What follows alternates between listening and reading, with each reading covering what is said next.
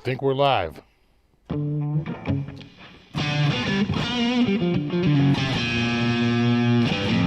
What's up, Ben Coombs, Ron, Jeff, Jack, Guitar 52, Corey, Retro Puffer. Got Graphite, Electro Omega. We got Christopher, Pete, Frank, Zach, Snow, iRock, John, Matt.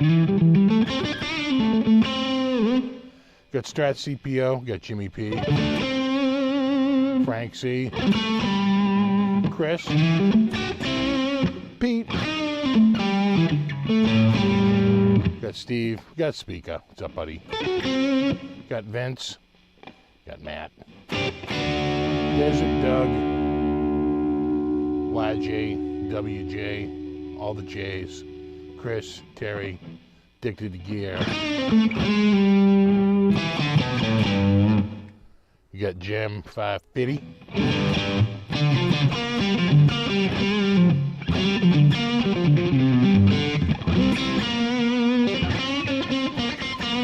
Got Dennis, got John, Sigu, Doug. I'm well. I hope so. Got Dan, Yeti Masi, what's up?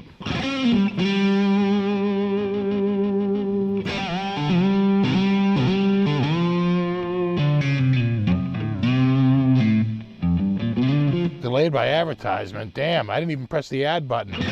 Don't tempt me, though. Maybe on my birthday. We'll celebrate all the big holidays with an ad-a-palooza. The bluesiest sound of Kramer. Well, I have it in parallel mode. Here it is in Humbucker. On the bridge. There's the neck. There's the neck.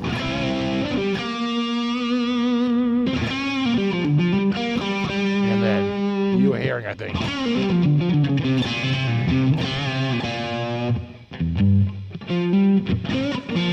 Which is single coil mode.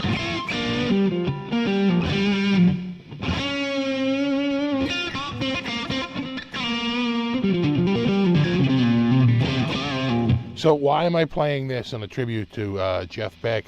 It's because this was not exactly, but this was the guitar I would have had when I learned about Jeff Beck and learned a few of his tunes. I'd say the first tune was probably a jam tune, right? You go to a jam and someone's like, Going Down? And it's like, no. And it's like, oh, it's a Jeff Beck tune. Okay, show it to me, yeah.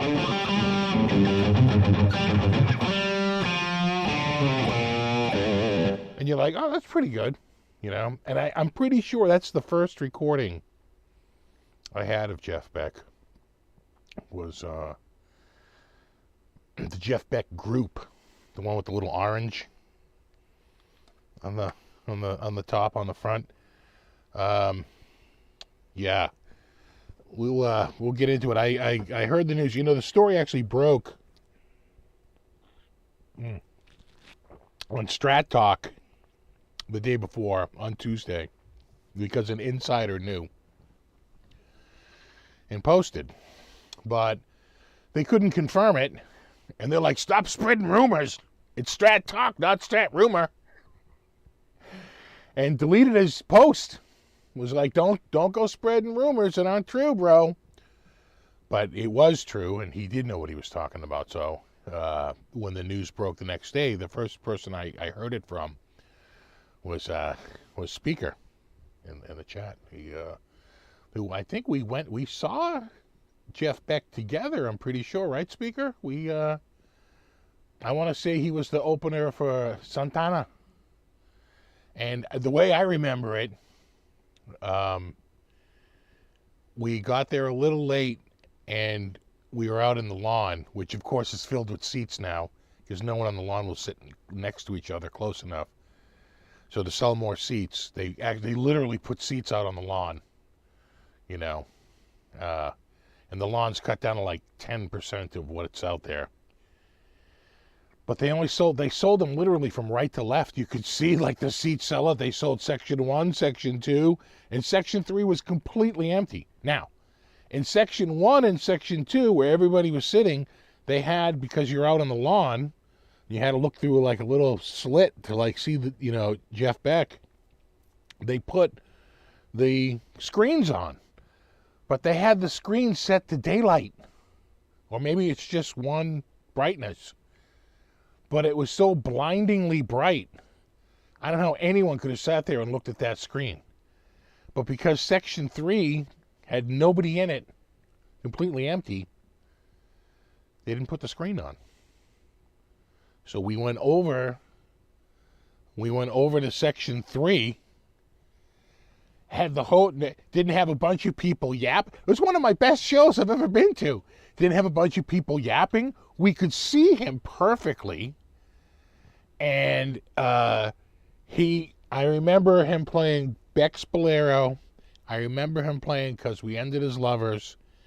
We didn't quite catch the whole set, but I don't think we missed much because he played a few tunes. And I remember him at the very end, or towards the end, I think he ended with Freeway Jam, but I want to say he played Over the Rainbow, guitar cappella. Excuse me? Yeah, guitar cappella. You heard it. And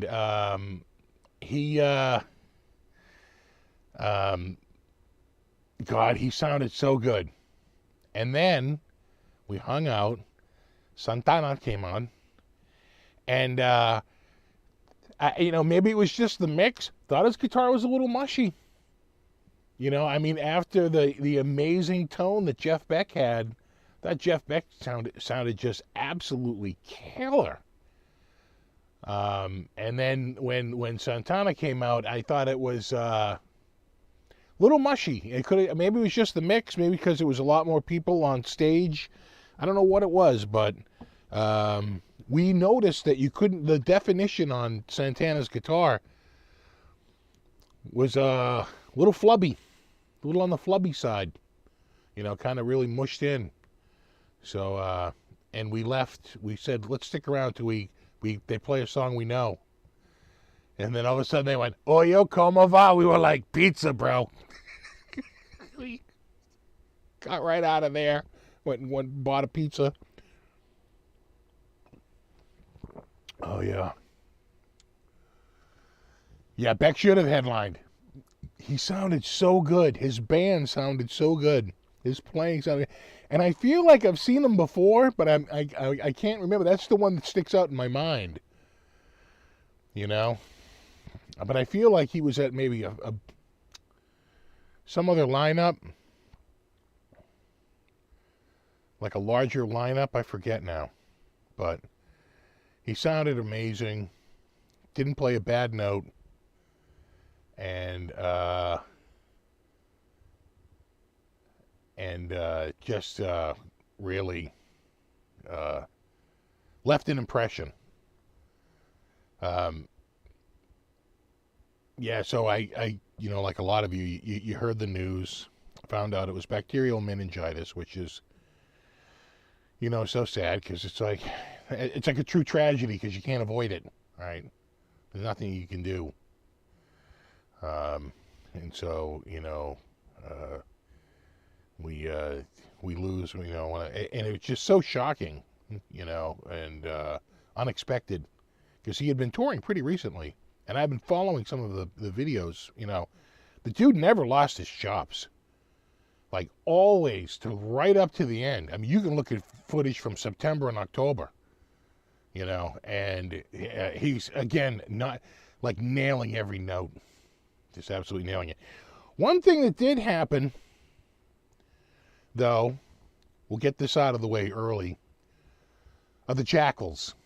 All right? The jackals that come out. Now, a lot of people came out and did very thoughtful and wonderful videos about if they were a guitar player, how Jeff Beck, helped them as a guitar player, or how they had some insight into better music because of Jeff Beck, or Jeff Beck was a big influence, whatever. You'd have music lovers say, you know what, I was a big Jeff Beck fan, really love Jeff Beck. All those videos are wonderful. People sharing their stories There are stories about it. Here's my problem. Here's my problem. I'm going to start off with a rant. You got douchebags like this, okay? Guitar legend Jeff Beck. First of all, you put a casket in your thumbnail, you're a piece of shit. Never forget that. Casket in the thumbnail, piece of shit. He, puts the tears on Johnny Depp, his creepy last words before he died. Fuck you. Let me just repeat that again if you missed it. Fuck you. What are you doing? Leave it alone. I really, really hate this. I cannot even tell you how much this makes me angry. It gets worse. It even gets worse. Hold on, I have another one here. Let me get to it. Okay, right here. These two assholes. So, Ozzy and Jimmy Page react to Jeff Beck's passing. And you want to take any wild guess as to the fucking content that this guy is going to put out at this time? Any guesses at all? Yeah, he's going to screenshot and post a tweet, the same tweet we all saw, okay? This, right? It's a goddamn retweet. 0.0 content. This guy below, again, there's the body on the goddamn gurney, you piece of shit. Last heartbreaking video before his death, he said it all, last video. This friggin' log smoker fucking, he didn't even make his own content, period. If you listen to the AI bot or whatever, the voice bot, right, that fucking it puts the overlay, the narrative, it is word for word the BBC obituary for Jeff Beck. Word for word. He copied it from the BBC website and pasted it into a voiceover. Right? And it was just absolute, and because they're jackals. Because they're jackals. That's why. And every single time someone famous dies, same thing happened with Eddie, right? Anytime someone famous dies, here come the jackals. How can I clickbait the shit out of this, with just absolute non-content. And again, and rant. Right? I mean, it makes me mental. It makes me absolutely mental. But it's the world we live in now. Anyway, I don't know if you saw, there's been a bunch of videos out that have been amazing. Rick Beato did one that I thought was very thoughtful. A lot of YouTubers made videos I thought were very thoughtful and, people reacting to it. That's fine. But stuff like that is just hot garbage, man. It really is. Just hot garbage. Or as my British friends would say, rubbish. Sheer rubbish. Oh, it is the worst. It is the worst, So, anyway, we're getting back to the celebration of the life that is Jeff Beck. I think that, you know what? Having read enough about Jeff Beck now, I think that's the way he would have reacted. I'm pretty sure. I did find some amazing content from Guitar One. It's an interview here. There's another interview here. I don't think any of those guys are in the same room. That's why they made it like the sepia tone. And you want to talk about a burn? Look who, right? So it's this, but when you open it up, wah wah, just a little off screen. Anyway, I have some quotes from here too, And then we can talk about some other stuff. I also found some of my old magazines with like this. I am sure I learned how to play People Get Ready from this magazine, which I got out of the free bin because you can see they tore the top of it off. Look, any way you can get free. Right there, Jeff Beck. I am positive this is what year? It's got to be in the 80s. No, May 1990. May 1990. So, yeah, and then this is, I'm pretty sure it's got Freeway Jam. This is where I learned how to play Freeway Jam. What year is this? This is November 2002. I got to think I have an older version of Freeway Jam than that. Found this poster. Jeff Beck, among, it's in with the magazines. Pretty cool. I don't know what year. That's the Wall of Fame. I don't know. But he's got a great interview in here with B.B. King. And he's got one in here. It's like B.B. King and Jeff Beck are being interviewed at the same time. The same here. It's Page and Beck at the same time. And first of all, you can get 12 CDs for the price of one. the nostalgia. It's like wicked nostalgic. Let me see. I thought I had marked a page in here. Maybe I didn't. I could have sworn I did, though. Guitar World. Let me find it here. I'll lay some quotes. Yeah, here we go. Yeah. So, I marked up some quotes here. So, I don't know if it was just the time, but Beck was going through, this is October 1999. And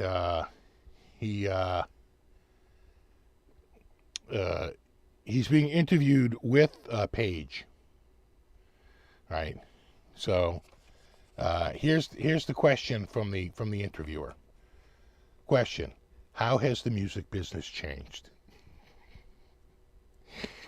And then Page puts out, when Zeppelin put an album out late 60s or 70s, we could do press in a day or two, and now you've got to go around the bloody world and blah, blah, blah. Here's a long answer. And then the interviewer says, well, I guess that's why people release new albums only once every 3 years. They take so long to promote.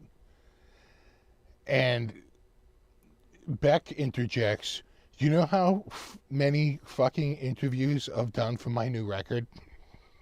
I mean, it's got to the point where if I got up to have a piss, they'd say, don't go anywhere, Jeff. You've got another 6 interviews today. I think I've done 500,000 interviews, and it's done me no commercial good. Exclamation point. Laughter in the room. And then later on in the interview, they ask him about Django Reinhardt. And he's talking to the interviewer says, Jeff, what other guitarist besides Jimmy do you admire? And Jeff says, by far the most astonishing guitar player ever has got to be Django Reinhardt. I'm sort of a newcomer to his work, although I was always super aware of him. Django was quite superhuman. There's nothing normal about him as a person or a player. His electric playing in the 40s is just humiliating. His lead licks, phew, I can slow them down, and I still can't quite grasp what he's doing. Recently, I acquired some rare, scratchy black and white film of his playing. It's the most glorious but tantalizing short footage. But he was playing like crazy. I've been studying it in slow motion, and all you can see these 2 grubby fingers going like lightning up and down the fretboard.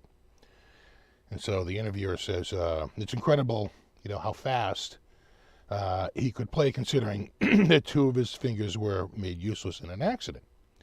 And Beck yells back, yeah, he was living in a gypsy caravan where he woke up in the middle of the night because he thought he heard a rat. He stood up and lit a candle.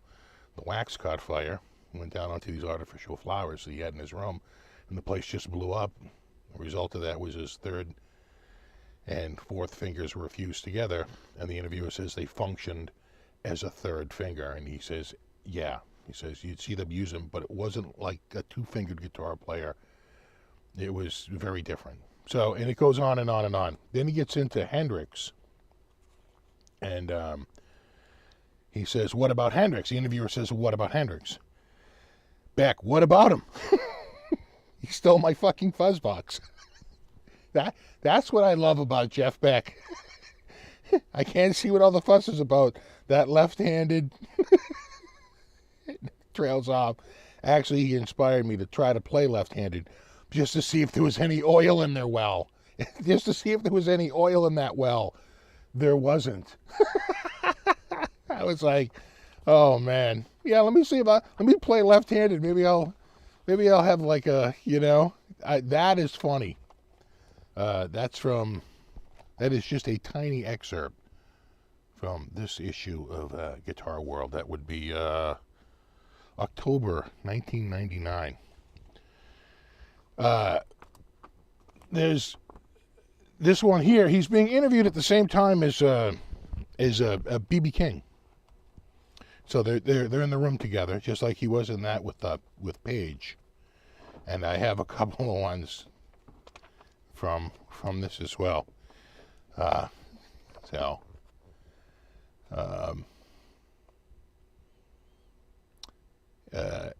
The interviewer talking to B.B. King.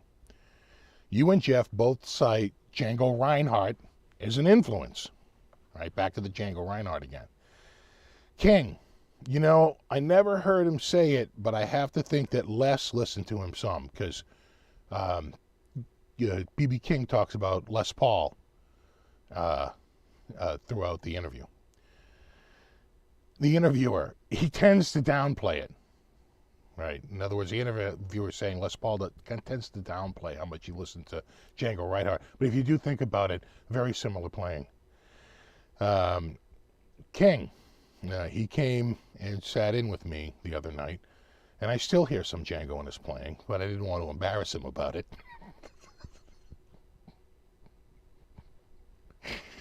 Beck, he's not the only one who's got some Django stuff. Right, the laughter. King, Les must have got that fast, and he makes a sound of a fast ascending note stuff from him, right? Kind of like mimics it. And then Beck says, I don't think anyone could hold a candle to Django on that sort of thing. Maybe I should cut these two fingers off. And he holds up his ring and his pinky finger on his left hand, because he played faster without them. I actually tried to tape them together once, and the interviewer cuts in, really? And Beck says, yeah, for a day, just to see if I could do it. You would be surprised what you could do with two fingers. King, I ain't gonna go there. I laughed out loud when I read that, to uproarious laughter in the room. You'd be surprised what you could do with two fingers. That's the Jeff Beck quote I want you to all remember. You could be surprised what you could do with two fingers. Oh, I bet. Later in the same interview, they get on to the subject of Eric Clapton. And they talk about like T-Bone Walker and Charlie Christian and King.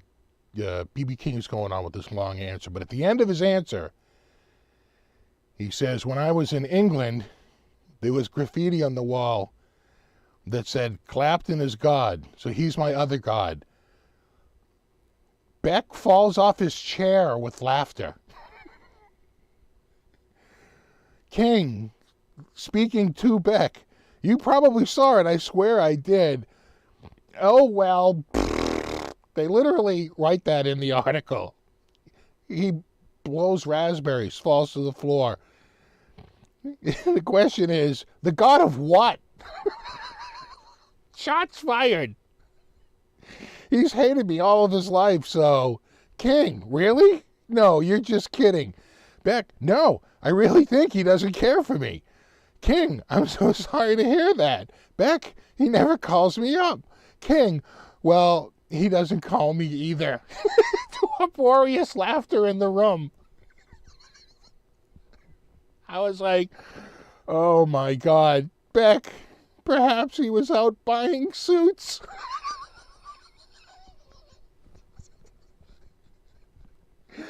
Oh my God, shots fired. Perhaps he was did you remember that Clapton was in that huge suit wearing phase? Oh my God. I read that, and then he gets at the end, and he kind of apologizes, but not really. Beck, this is later, in a non-response to an answer. So the guy's asking him a question, he gets cut off by Beck. Beck says, I was only kidding about Eric, by the way, you know that. He's the best white blues player there is. Looks around quickly. Who said that? The laughter in the room.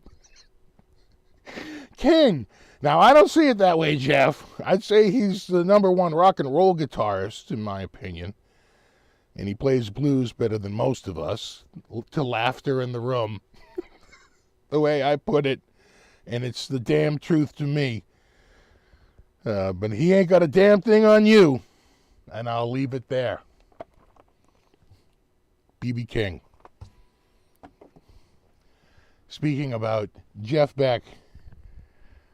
Oh God! When I was reading that earlier, I said, "Oh look, I found some old interviews." That was from October 2003, 20 years ago almost. Oh my God! Shot. I'm gonna say, ouch for Eric Clapton. Jesus. I felt like every time B.B. King was trying to reel him back in and go, oh, now come on now. Beck was like, no. Did you see Jeff Beck accept the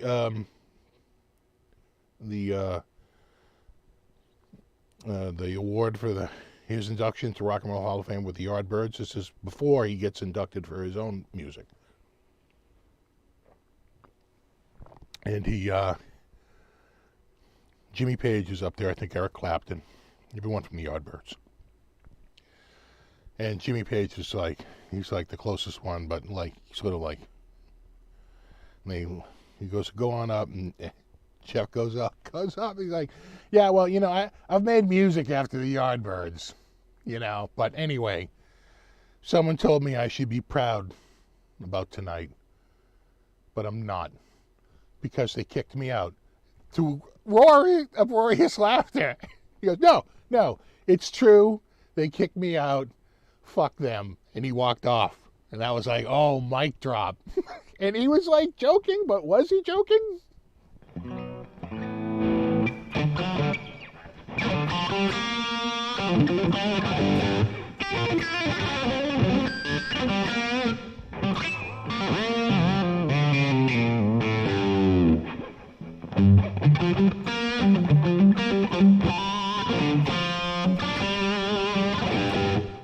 He never used a plectrum. He did. He had the pick years. The early years were pick years. He absolutely used the pick. I want to say he got rid of the pick in the, I want to say somewhere in the early 80s. I think by 85, 86.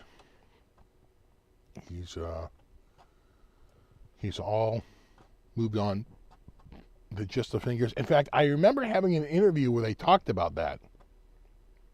And he just felt like he was getting more articulations, Let me see if I can find. I had actually a little bit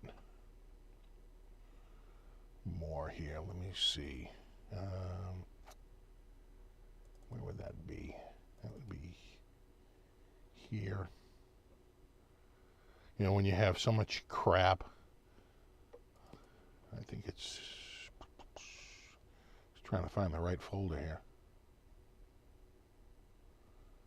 Um, hmm. Probably under magazines. Yeah, yeah, yeah. Yeah, yeah, yeah, yeah. Here you go. Oh, crap. Hmm. Hold on. Let me try. What happens if I do that? Open it? Yeah, yeah. Yeah, yeah, yeah, yeah. Yeah, there it goes. Not the...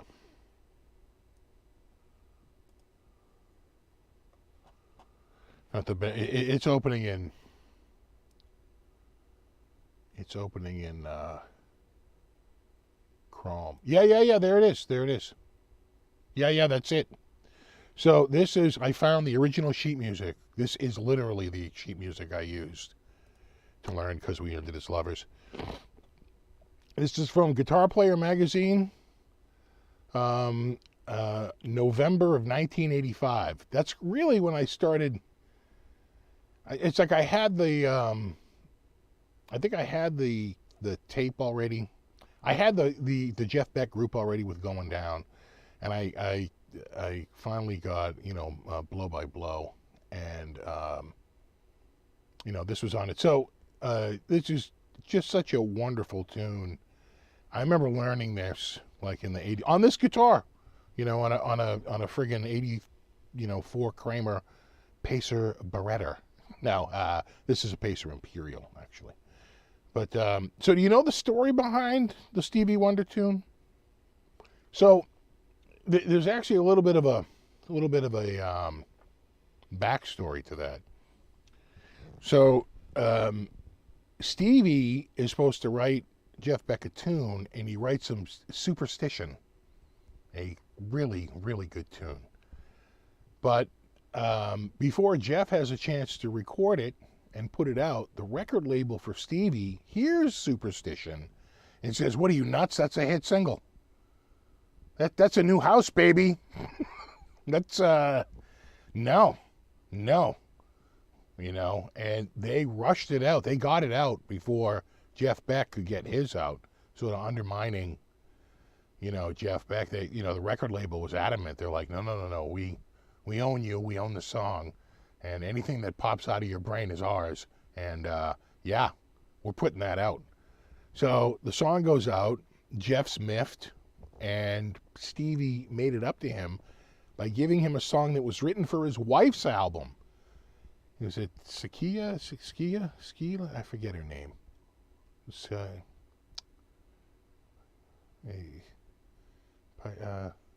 I forget her name, but she had a solo record in like 74 or something like that, 75, and this was a tune that had lyrics, and he had written it for her because she had like this jazzy like voice album, and the way they sort of made up was Stevie gave him this tune, which they had that keyboard player. It's very reimagined from the original.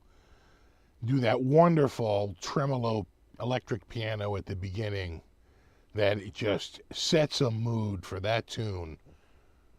I mean, of all the Jeff Beck tunes, that's probably my favorite, because we ended as lovers. Just an absolute.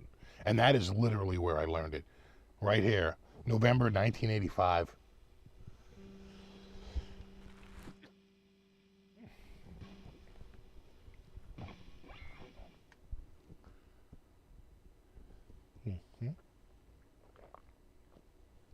I love the song. I was in high school when it came out, yeah.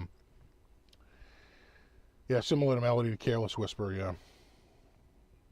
Which came after it, obviously.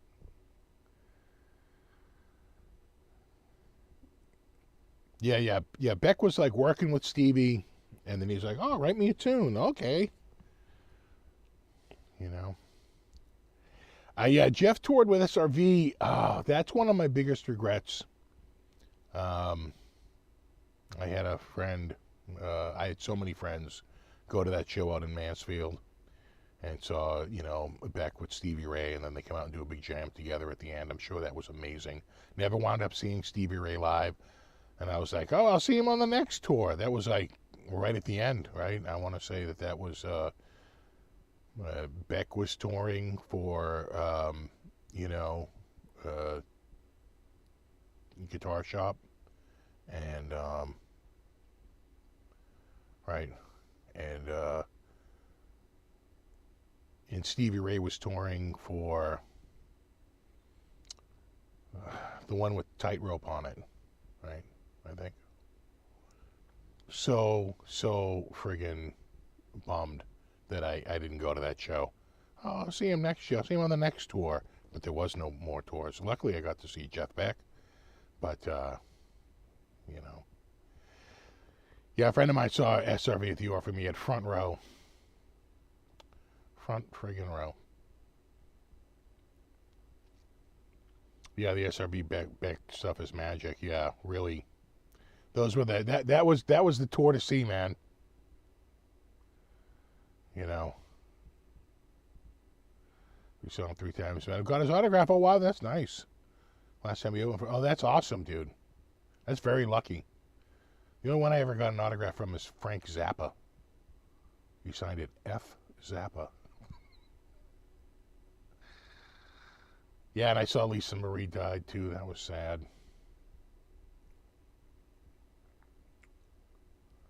Thoughts on Jared James Nichols? Amazing player. You know, I would say that with my, you know, when it comes to like, you know, influences in terms of like trying to be like, especially with a song like, 'Cause We Ended as Lovers, is, you know, the emotional playing, right? You get all your rock riffs and your, you know, your crazy stuff from, you know, from,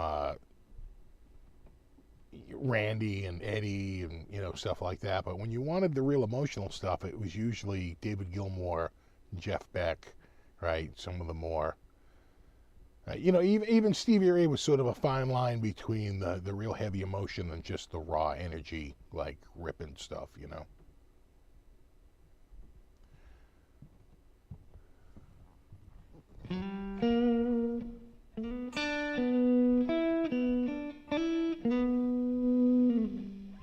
Always working the volume knob.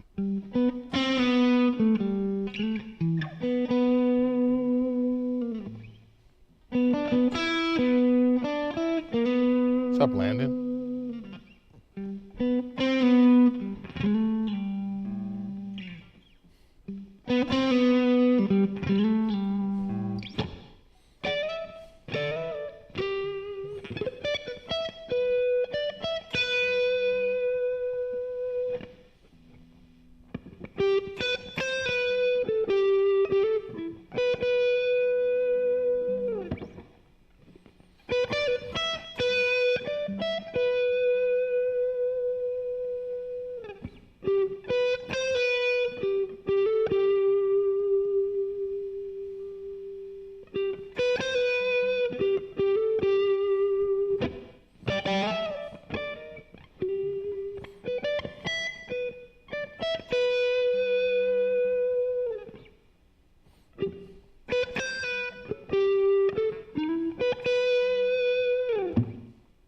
Such a great melody.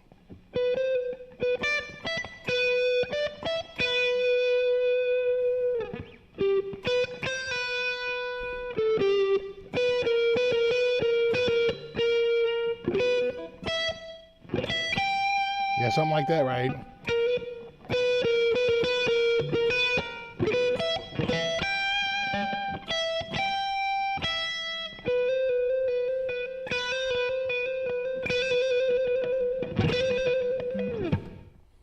Oh, it really is famous, you know.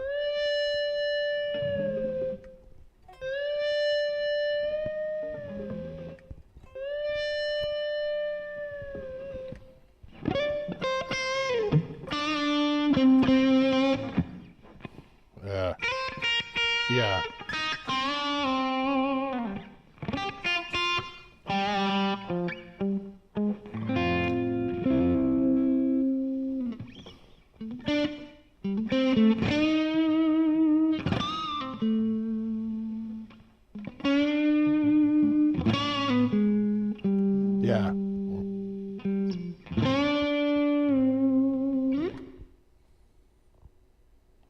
Great stuff.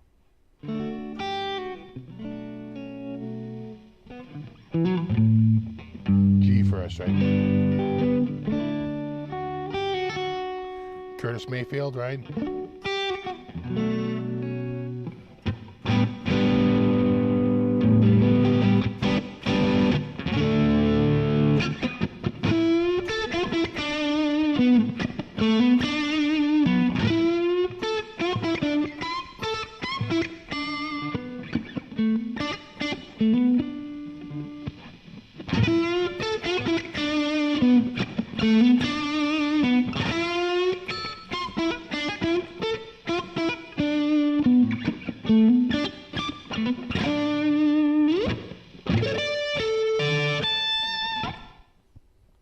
Oh, yeah.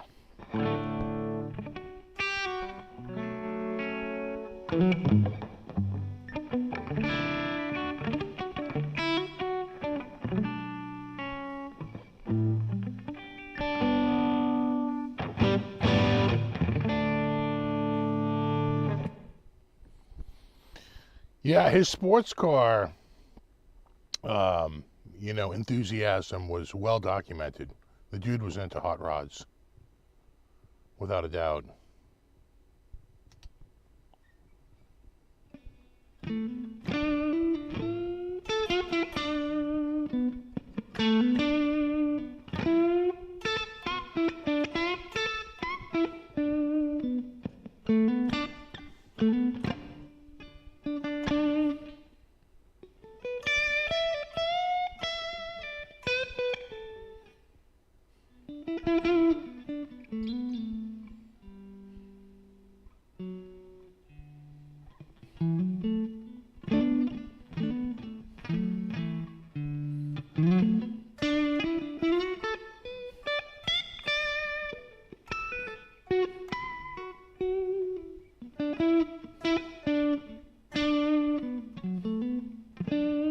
Like, the only Beckisms I've ever really done is, like, with the finger stuff.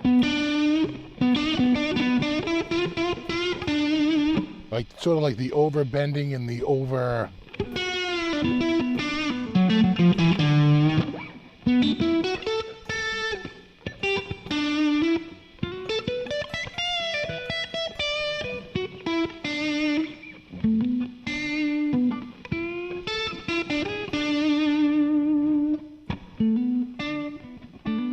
Favorite muscle car? Well, doesn't it have to be the AMC Javelin?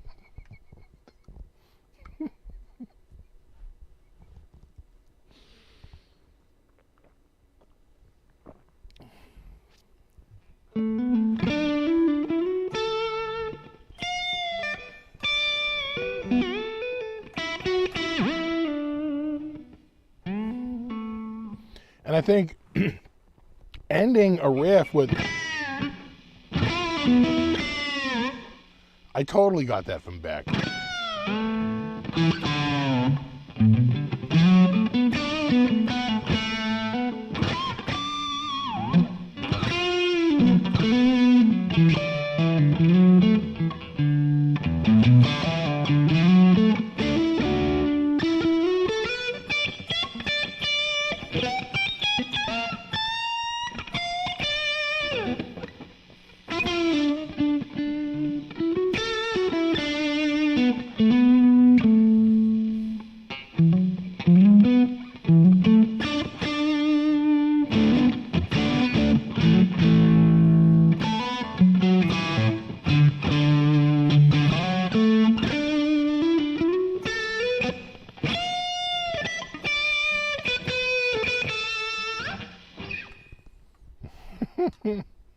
Oh yeah, never forget the AMC Javelin.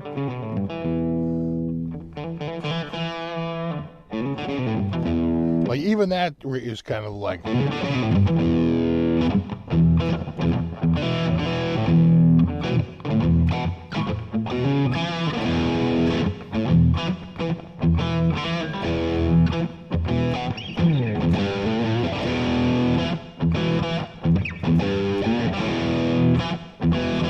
like more from like the Guitar Shop era.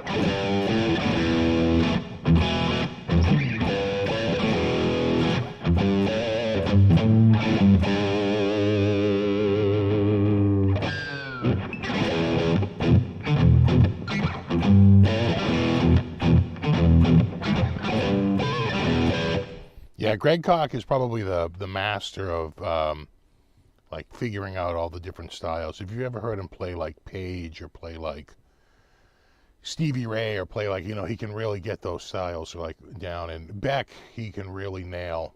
And he jokes about it in one of his videos where he says, when I first heard Jeff Beck, I'm hearing this guy play like, I kind of out of tune and all these crazy bends and he goes, I didn't like it at first, but then I made a career out of it. I was like, oh, wow. Yes, of course. I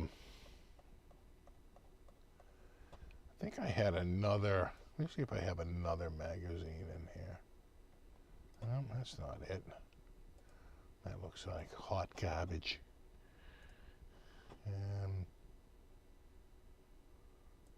This one? Oh yeah. Yeah, that's the that wanted me to that more than anything else made me want to buy a friggin' Jackson. That Jackson, and you can see down here, Tina Turner carved her name into the front of his guitar, and then I think outlined it with green nail polish to make it stick out. Now you could get a guitar like this recently from Jackson, but they put a stupid pick guard up here for some reason, because they're I don't know. And I've seen it without the pick guard, and it's full of giant. It looks terrible. It looks terrible without the pick guard. But this is a very, that's a very famous. I don't know if he does a. Oh yeah. Yep.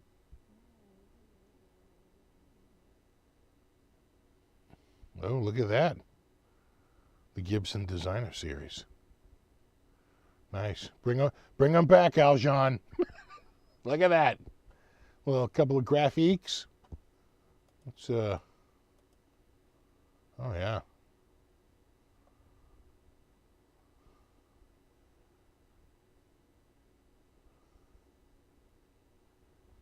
Yeah, this might have been the one where there's one of these where he gets into they always ask him about Van Halen. What do you think about the whole Van Halen School of Guitar? Right, this is in 1985. I love it. I think it's the greatest. Every interview after interview after interview, they're always, what do you think of Van Halen? I'm sure that he's just thrilled with that.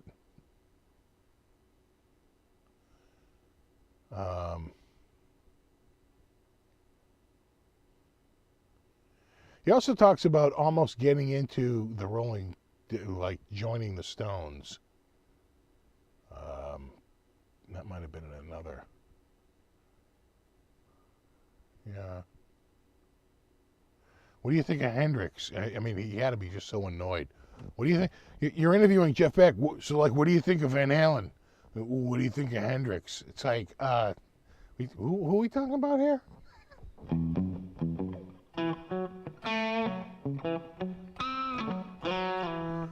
He did say Les Pauls are too heavy. It's in one of the. It's in one of these. He switched to a Strat, in I think he said like the early '80s or something like that, and he's messed around with the Jacksons, but I think he eventually went all in on the Strat, as some people have done.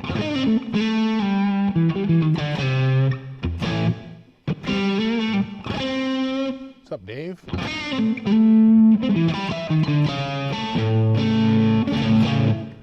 Yeah, they showed that in one of these. Yeah, there it is. So there's the Esquire that he wound up giving. He traded Seymour Duncan, and there's an interview with him that he said after the trade, I was like, well, there goes the guitar that I recorded all those famous songs with. I probably should have kept that one. Right? I think he traded it for a Telly. with the 2 humbuckers. Was that the thing? A couple of Seymour Duncan humbuckers in it.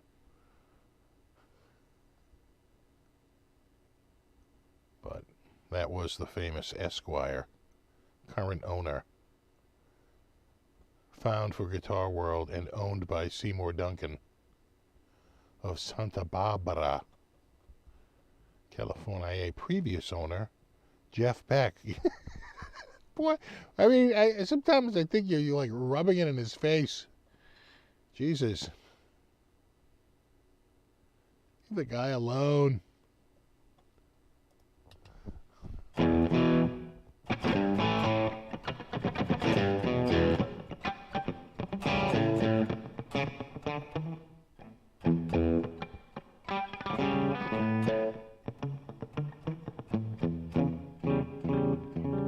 Just getting back to the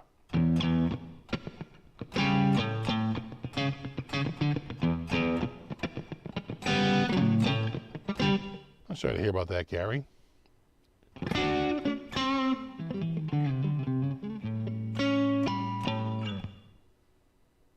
If I got a Swiss cheese guitar back, seems like a lot of people getting reunited. Buckethead got back a stolen guitar about a year ago, I think. And that was like one of his like OG Buckethead models from Gibson, and he was really bummed it got stolen, but I think he got it back.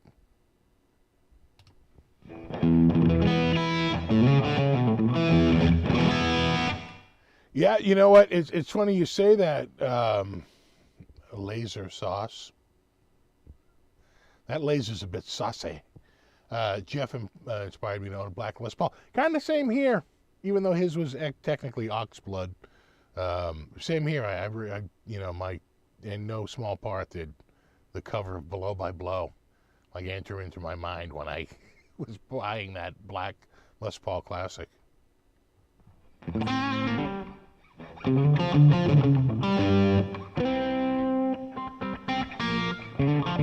You play Cause Randa's Lovers? I was playing a little bit of it earlier. You can check it on the replay or the rewind. Play it too much, I'm gonna wind up getting a freaking copyright strike. There's a good. That's the best note in the whole tune.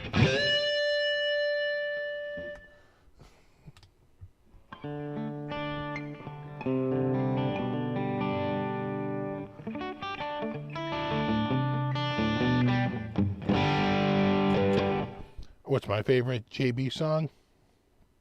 Well, it's probably Cause We Ended as Lovers. I just think his work on that is that's probably easily my favorite. Beck tune. There's one on, what's the sort of the ballad that's on, is it Where Are You Now? What's the one on Guitar Shop? Isn't there doesn't he have sort of a ballad on there? That's a really good song too. I like his ballad stuff.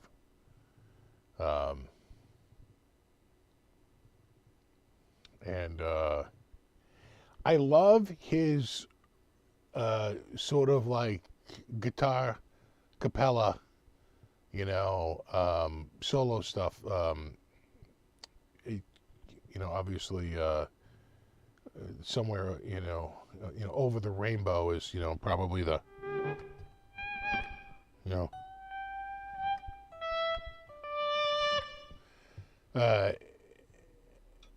but he does Amazing Grace. His version of Amazing Grace is pretty damn awesome too. Yeah, Where Were You? Where Were You? That's the one. That's the one. Where Were You? That's it. That's a wonderful ballad. Beautiful melodies in that whole thing. I really like his ballad work, quite frankly. Extremely emotional.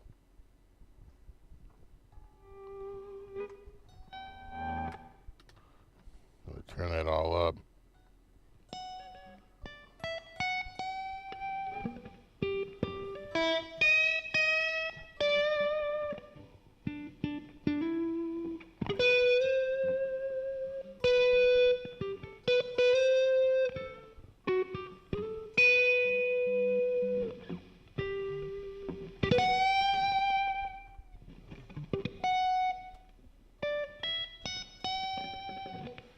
the other thing you get with when you play with the fingers. You get that it's a very soft pluck instead of the, the pick, which is got way more scrape to it and way more attack.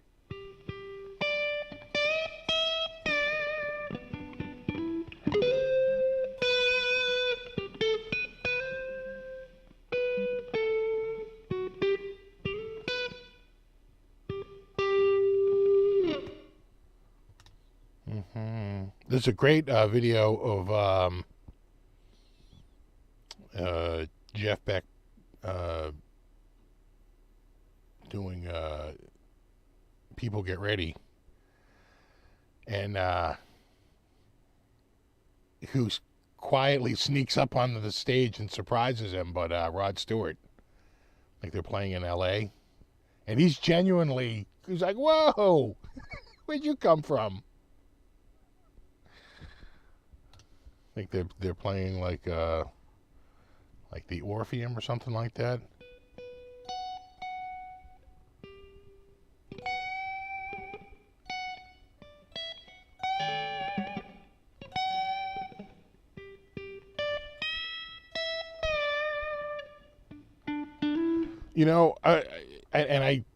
I don't want to forget this. Well, it's still in my mind.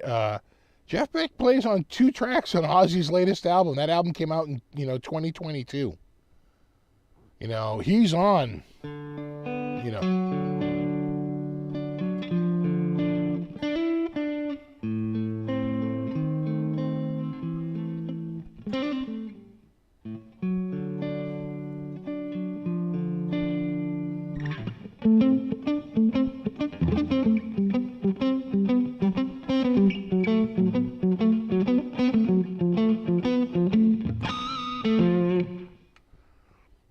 Just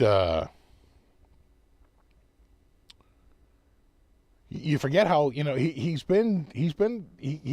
everywhere. Jeff Beck has been on so many other projects. The guy, he was working, and he's on another track too. I can't think of the track, but 2 of the tracks on Patient Number 9, including the titular track.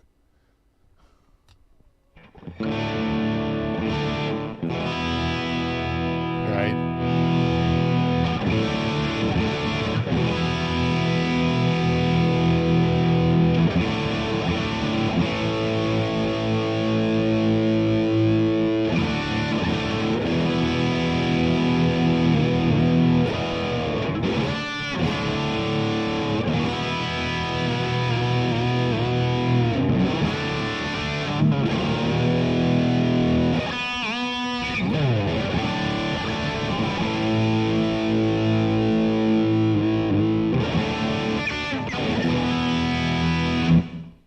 Through here again.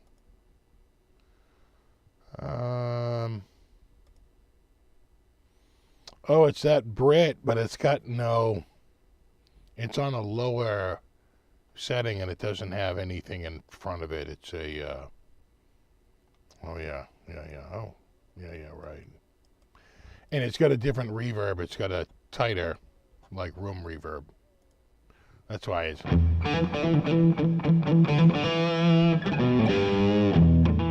But it's a Marshall.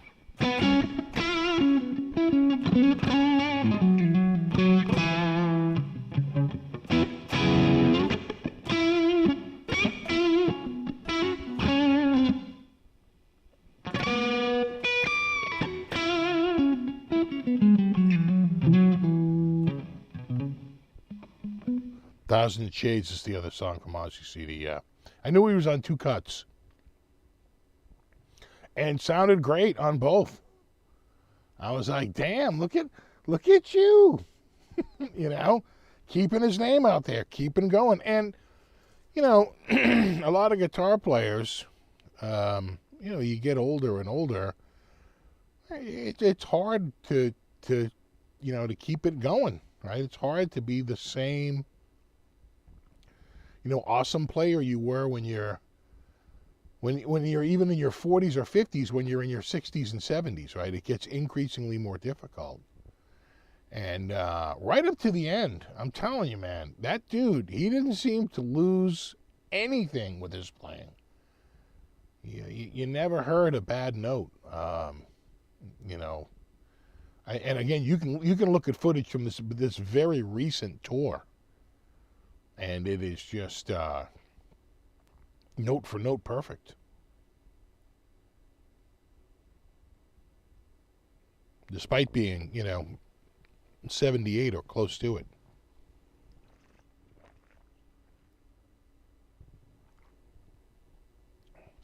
All right, I need football scores. What's my scores? What's my scores? That was good. How's the like that? That's totally from Beck.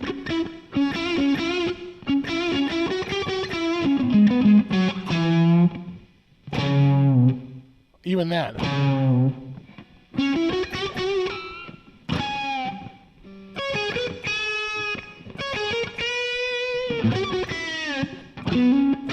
Seattle lost.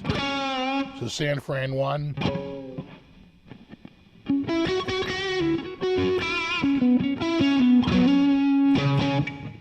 It was close when I left the Niners Seahawks game, so they wound up pulling ahead.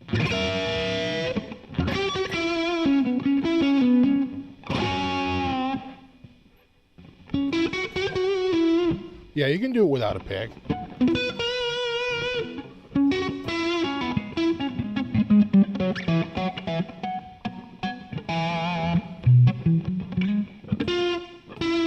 Helps if you get the right notes.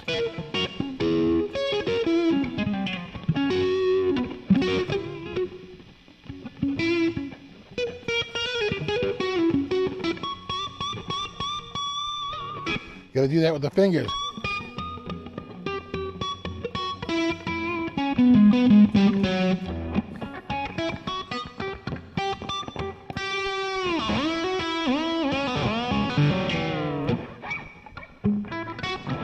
Yeah, he'd always keep it in his hand.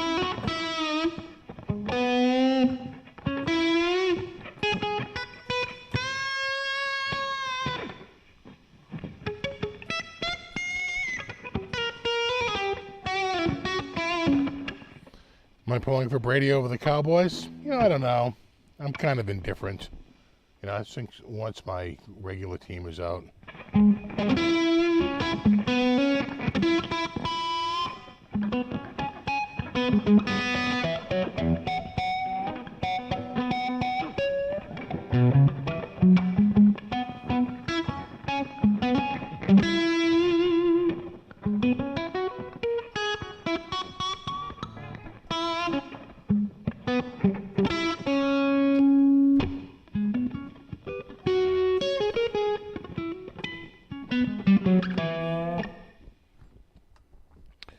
So yeah, I was way into, I'd say the big albums I had were the three big were the Jeff Beck group, and then without a doubt Blow by Blow, and then at some point I'm sure I got Truth, and but I really remember Guitar Shop, even more than that, the one from I think it was '89, right? That came out '89.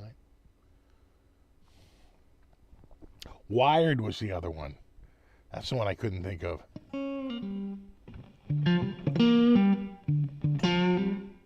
How's the weather? We had like record-breaking warmth yesterday. I mean, it was like 55 or something. We're going to break the record for the number of days above 50 for January. You have like X amount of days. Like how many days above 80? Like 0. 70. You might have one like every 10 years. How many days above 60? Maybe you have 2 every 5 years or something, Okay. When you get to 50, we average something like 1 or 2. We're going to have like 12.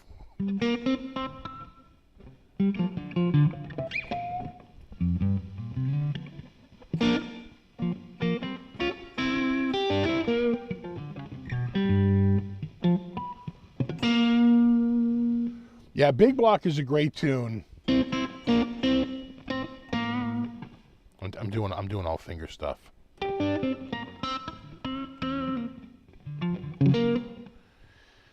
Yeah, you out west, Ron? Wettest winter in a long time, and you need it. Yeah.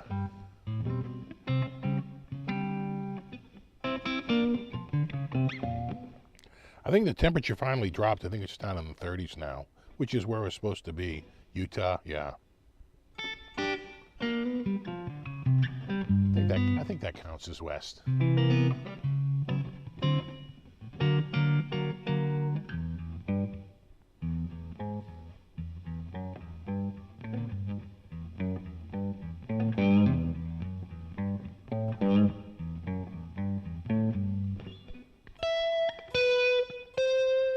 So if it's E.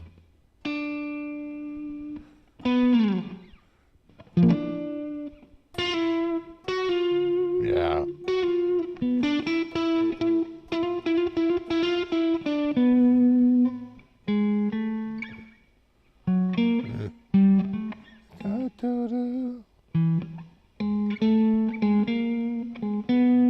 Maybe it's like, there it is.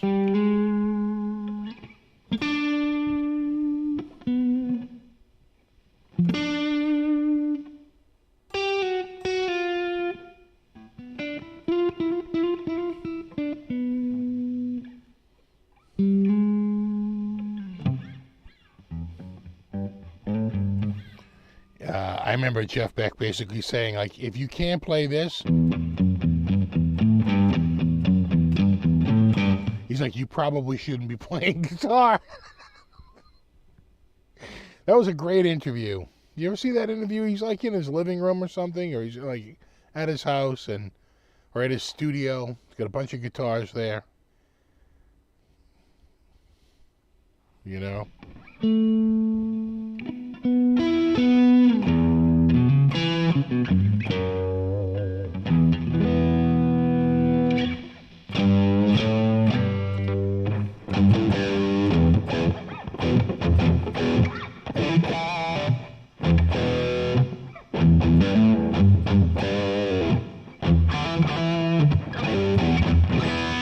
What's up, Ken? What's up, Fuzz Nuts? Yeah, Peter Gunn.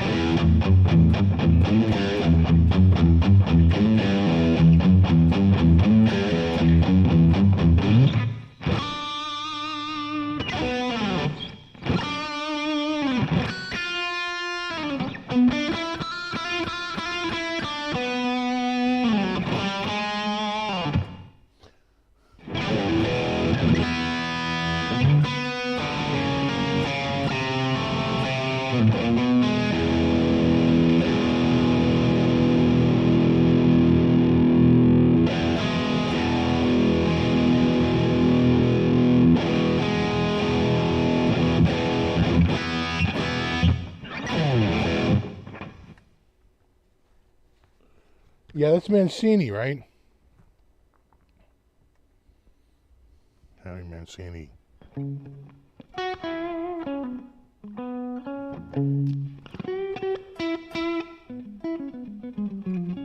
Yeah, Spy Hunters. Yeah, I think you're right. Commodore 64. I think you are right.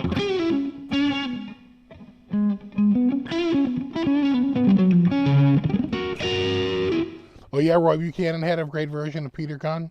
Yeah. Yeah. Did you ever see it's Beck and Page on stage? I think when Beck gets Page inducts him into the Rock and Roll Hall of Fame, and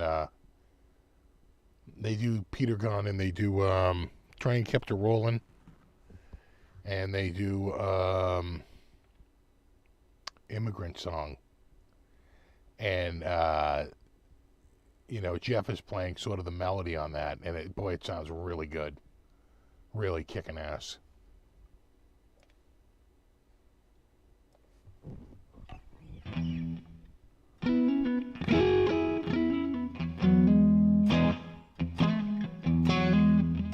Yeah, exactly. I never wanted a Fender 12 string so bad that when I saw Page playing one. That's the old one, though. That's the one from the 60s. Those were known to be kind of crappy. You know, twisted necks and like just I'd want to get a new one. I could have got it just absolutely kills me. I just didn't have the money at the time, but They had one up on Guitar Center used. I think it was $3.99 or $4.99 for the Lake Placid blue one with the matching painted headstock and the I think it was made in Japan. And I was like, oh my God, I wanted that guitar so bad. Good luck finding one now for that. They're like double, over $1,000 they want.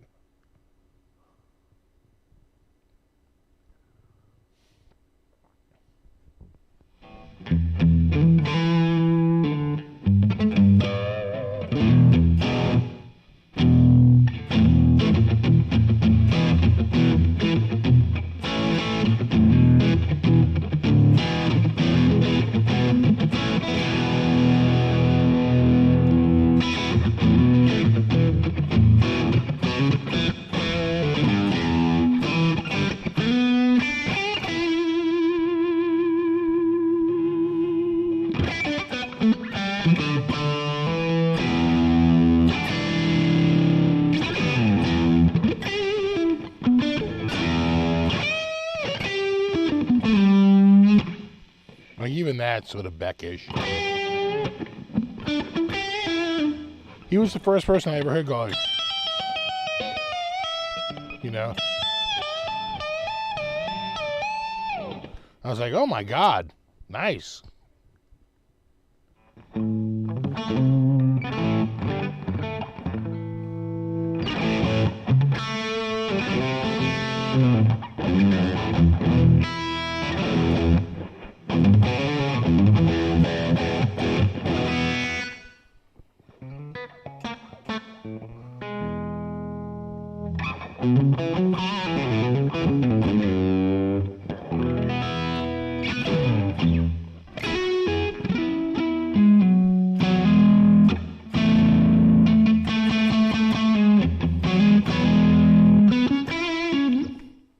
This guitar does sound pretty good.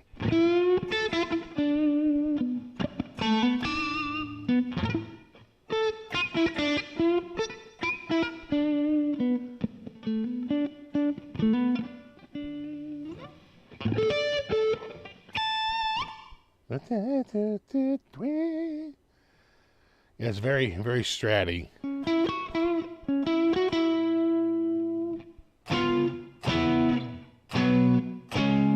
Right?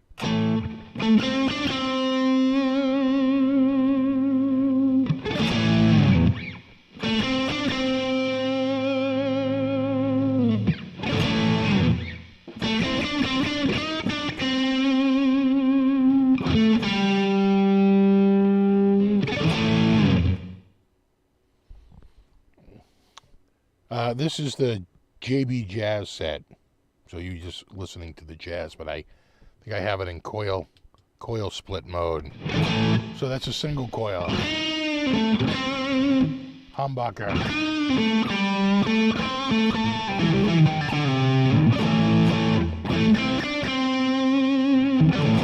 That's the humbucker. Here it is, parallel mode. You can hear the power drop. And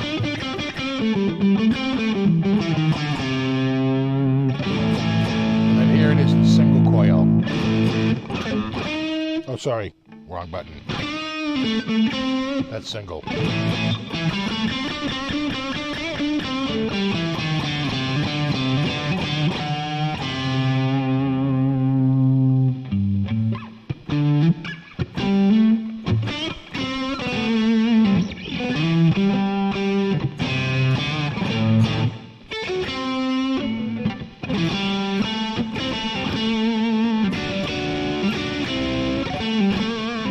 So, show of hands, how many people have actually seen Jeff Beck? I know I for sure saw him once. I feel like I saw him twice. But I just can't. I feel like it might have been like a festival the other time. And he didn't get like many songs, you know.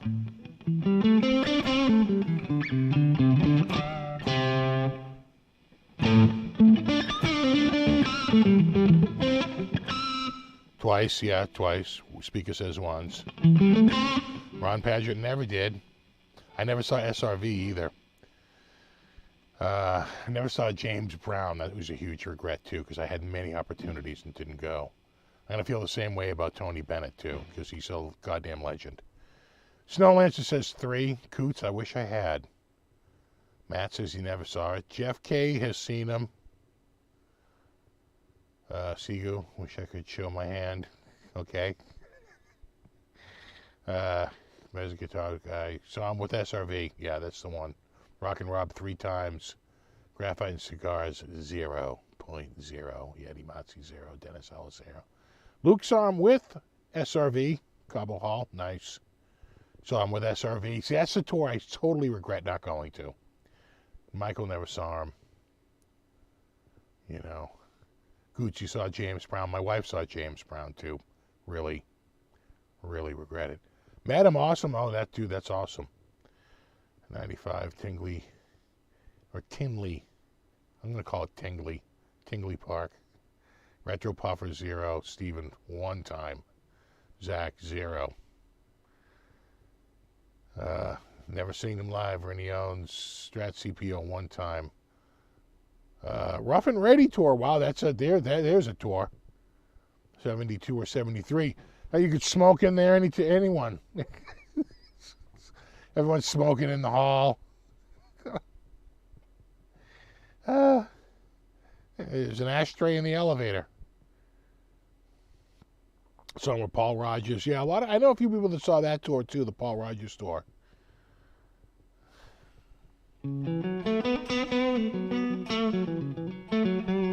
Clockwork, I can see how you were confused. It's either 47 or 0. It's one of those two. I either saw him 47 times, I saw him as many as 47, or as few as 0.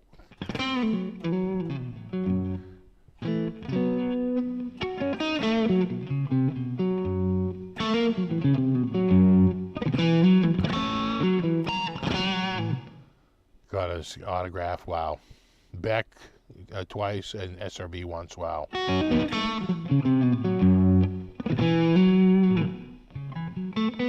Seen Pantera before? Does it count? No. And as a matter of fact, you actually lose a point.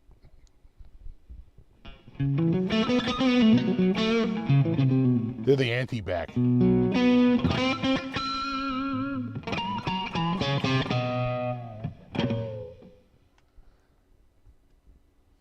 Mm-hmm. 3 times. Nice.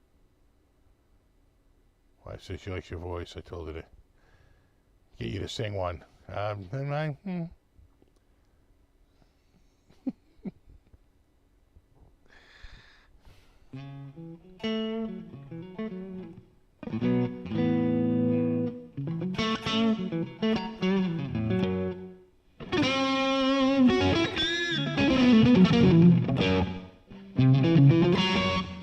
But you did see EVH 8 times. Well, since you saw Pantera, I think that's 7, right?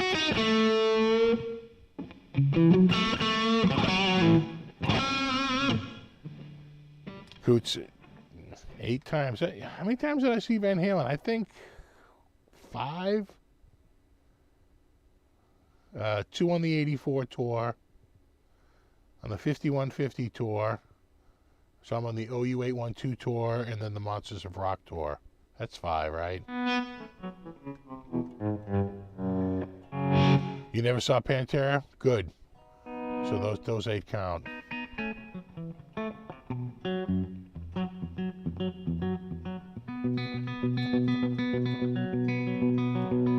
Break out the scalloped evidence. It's not quite ready yet. It'll be ready after I do the video this week. Video will be out this week, and then we'll have it next weekend. But I release no guitar before it's time. It's aging in the corner.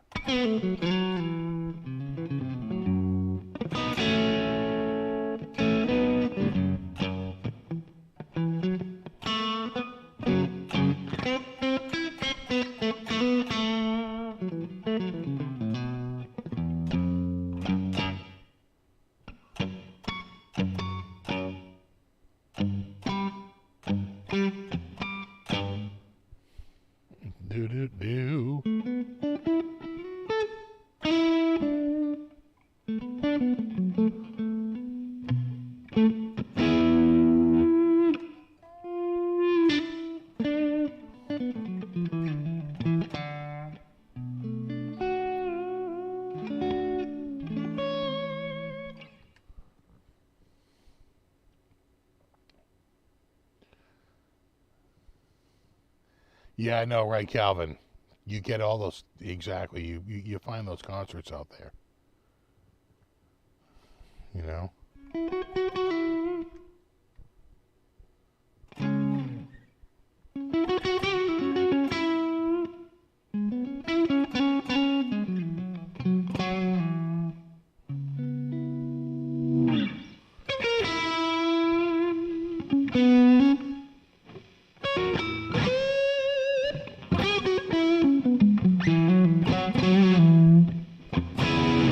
I tell you, I do like this tone.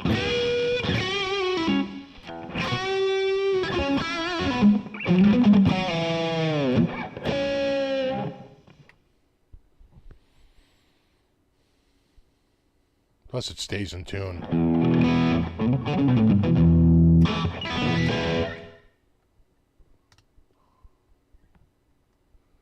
Jags had the ball, interception, first play to the Chargers. It's going to set a tone.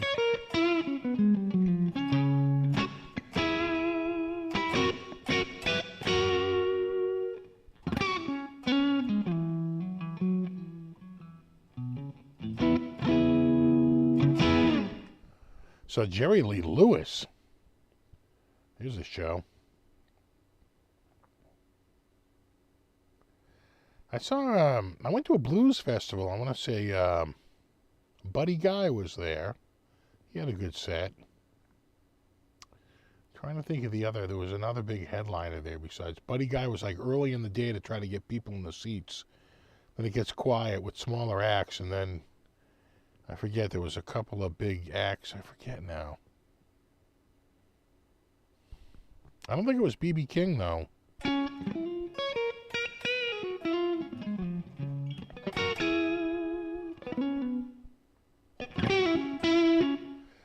I tell you, one thing show that we went to is like Moby did a big festival, and he had all these different bands, and but we were really there to see Bowie.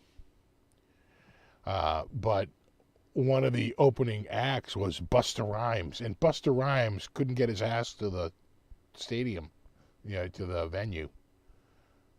So Bowie was like, so basically Moby came out and said, oh, Busta Rhymes is not going to be here because he's running late. He's not going to be here in time. So to substitute, Bowie's just going to he has agreed to do an extra long set. And Bowie came out and played like he must have had a catalog so deep, it was like no problem. We were loving it. And he was like playing a whole bunch of, it wasn't like a bunch of obscure tunes. It was a lot of big hits, and man, he sounded really good. That was a good show.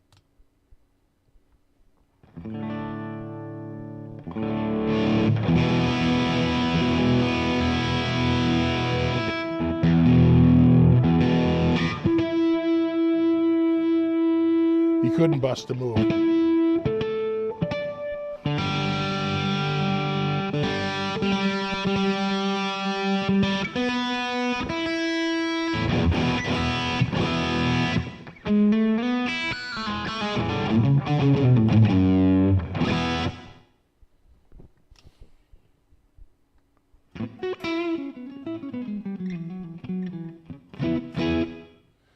Did you compose original music? Yeah, I've been working on my EP for like 12 years now.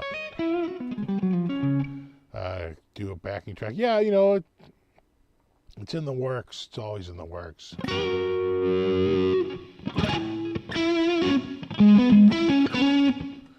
So B.B. King, the year of Katrina, he was amazing. Yeah, I don't think I ever saw B.B. King. I don't think so. Which is regrettable.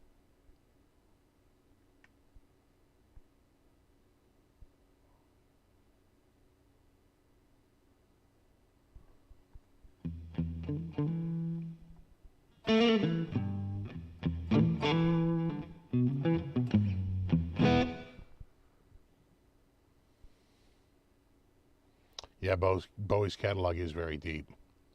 I'm sure he could, it was like nothing to, because I mean, Busta Rhymes is going to go out for maybe, what, 30 to 45 minutes?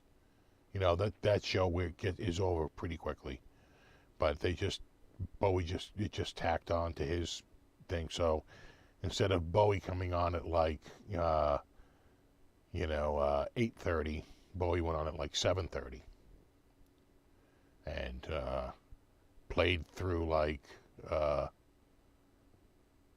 want to say 9:30. And then Moby came out and played till like 10:30. And then the show was over. I think Moby had done a set earlier, too. He had split his set into two. You know, it's kind of a weird show. They had, like, Blue Man Group, and there was a lot of acts, and they did not play long sets. I did see The Firm. That was Paul Rogers singing, right, with Jimmy Page? And I saw them, I want to say, out at Worcester. And I remember anytime Jimmy Page went near a mic, the roar was so deafening you couldn't hear a word he said. And when he lit a cigarette at one point on stage, the whole place went insane. And he did the whole,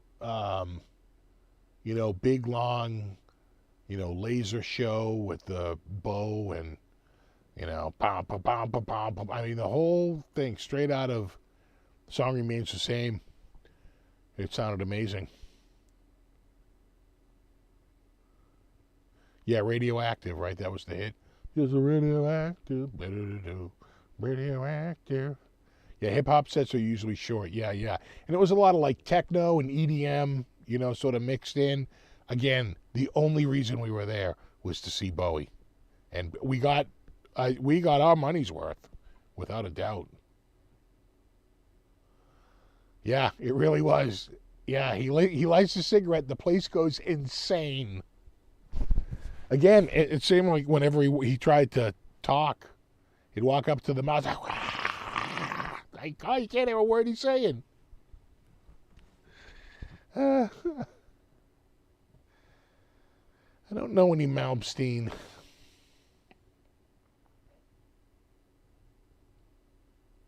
It was in Worcester. You were at that show, yeah. Yeah.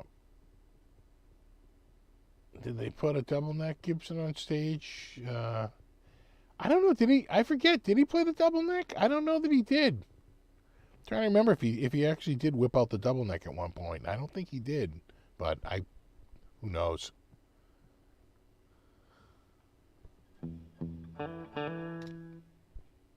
Have a good one, Coots.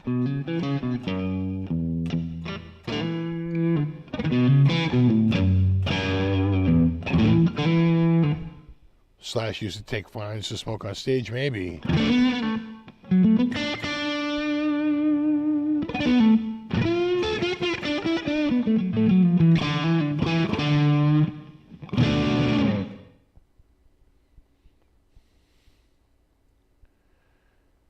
Who was playing a Steinberger? Page? I remember him playing a Les Paul.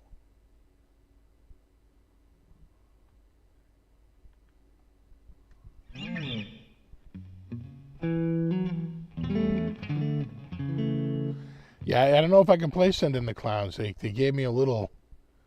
They noticed it. They noticed that melody. You got to be careful. You got to be careful.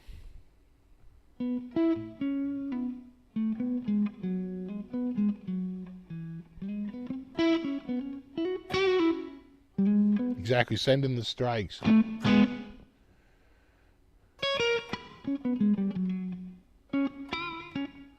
Oh, Bowie played a Steinberger? I thought, who did he have with him? Reeves Cabral? Probably playing a Parker.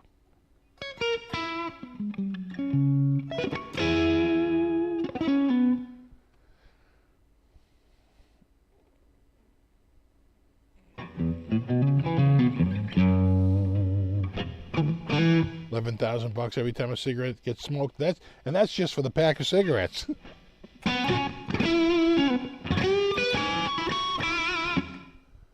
Hello, Stephen from Ohio.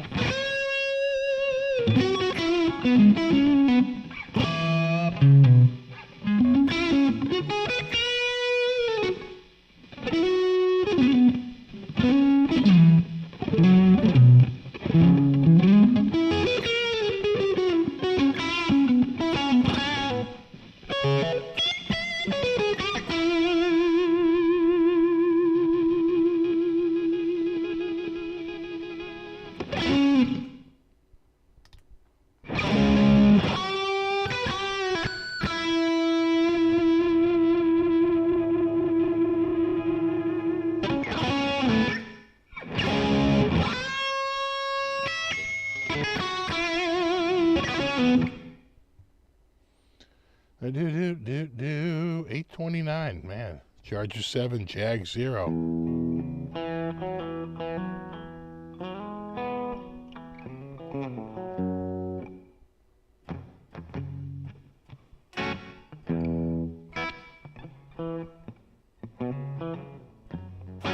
$50 a pack in Australia, yeah. So then it becomes a status symbol.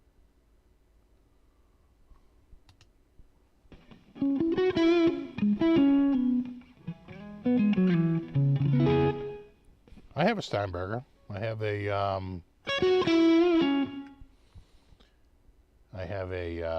I guess that's the GT Pro, right?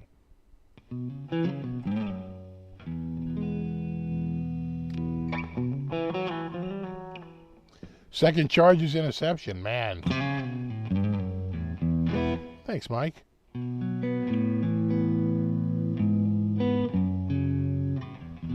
Oh yeah, no, we had the Christmas opening. No hats. Someone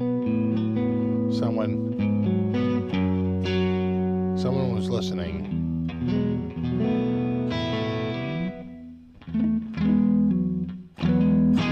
Yeah, Spirit. I think you're right, Thunder Falcon. The Spirit GT Pro. Is that what it is? The Spirit. I think it is I want to say it's GT Pro. I had to school someone on Strat Talk. They're like, yeah, well, that's why Steinberger's out of business. I'm like, dude, what are you talking about? Steinberger's alive and well. I have one just from like 2 years ago. And their website, Steinberger's, what are you talking about? No.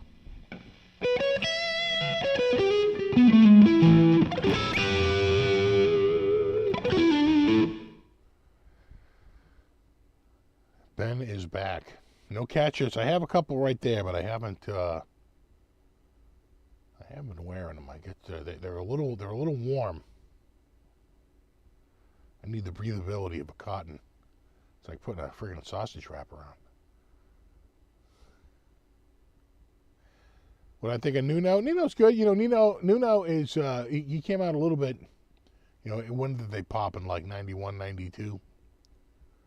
You know, again, sort of by then I was over the whole rock thing. But he's a really good guitar player.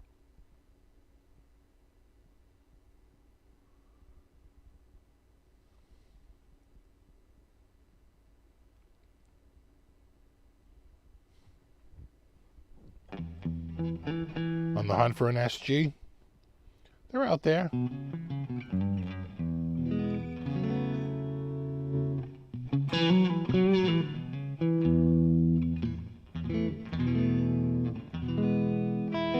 GT Pro $399. There you go, right there.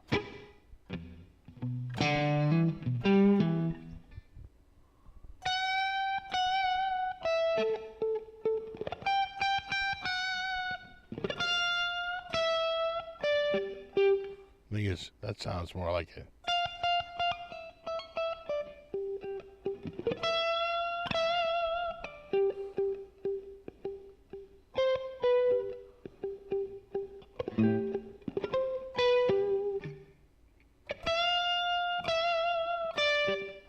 What a great line.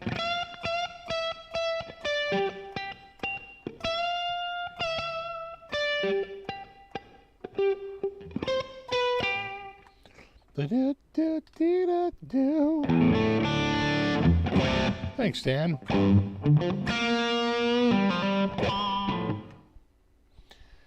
You know why Costco's cutting their selection down? Yeah, I don't know. It's been going on for a while now. They're down to like we've been sticking with their in-house French roast. It's been pretty good.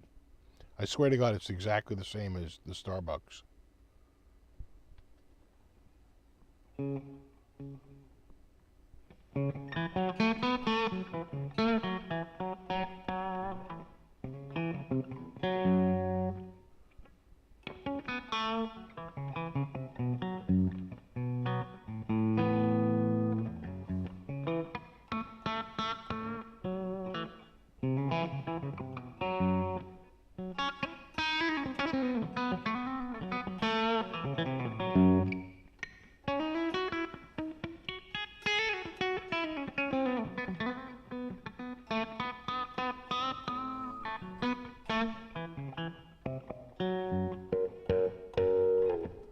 I think Jeff Beck stole Eddie Van Halen's licks. I think Jeff Beck predates.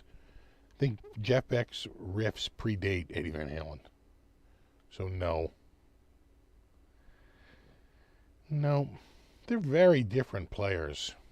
Could not be any more different.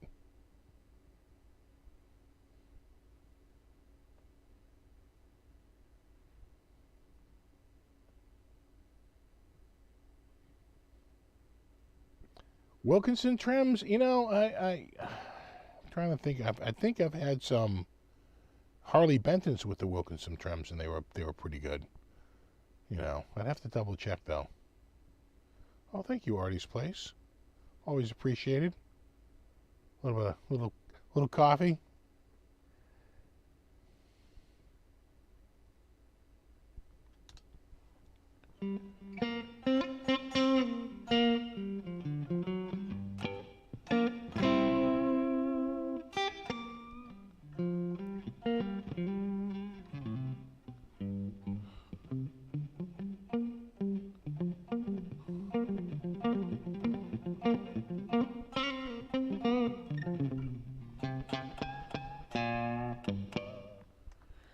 Yeah, they all really talk about Hendrix as being the one that they all sort of feared.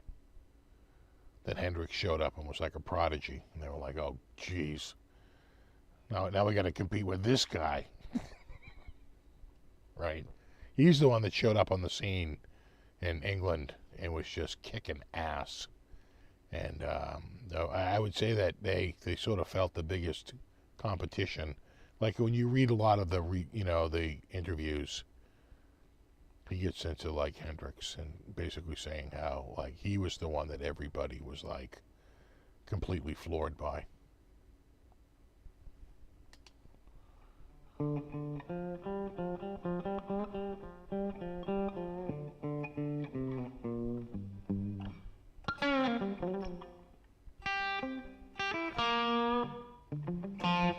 I mean, just even Jeff Beck saying, yeah, I tried a lefty just to see if there was any oil in that well.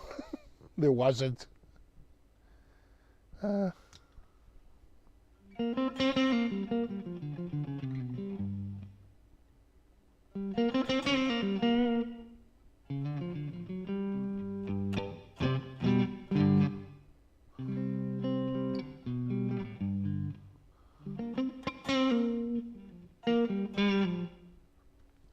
Ace really kicked some ass back there. Yeah, Ace was good, and he wrote solos that were repeatable. You know, they had really good lines. What's crazy about Ace is if you see any of the photos when he's like really young and he's in the band, his face looks so different. I think he was in a few car accidents, pretty quickly. I think Jeff was in a couple of like at least one pretty severe accident that he's lucky to have survived, right? I don't know if he was racing a dragster or fooling around, if it was a street thing, but I could have sworn that Jeff Beck was in a bad accident, and I know Ace Frehley was in at least two, like really bad.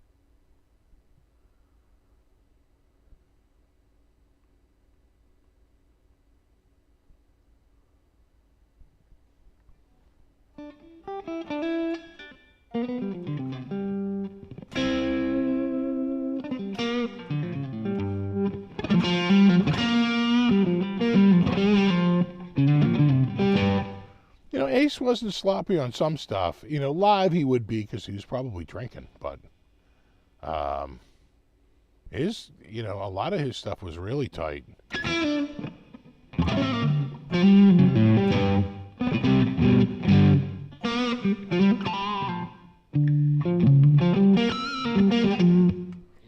I was playing Bobby some of the Reggae Kiss. He was like, this really works.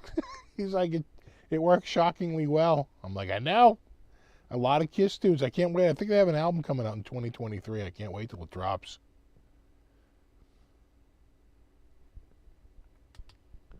Yeah,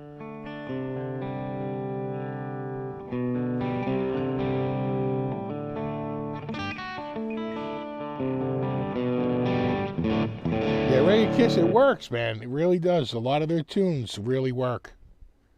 It's shocking how because and it's this weird thing where it's both familiar and new. It's like you know the tune, but you're hearing it in a new way, right? It's both old and familiar and new and fresh.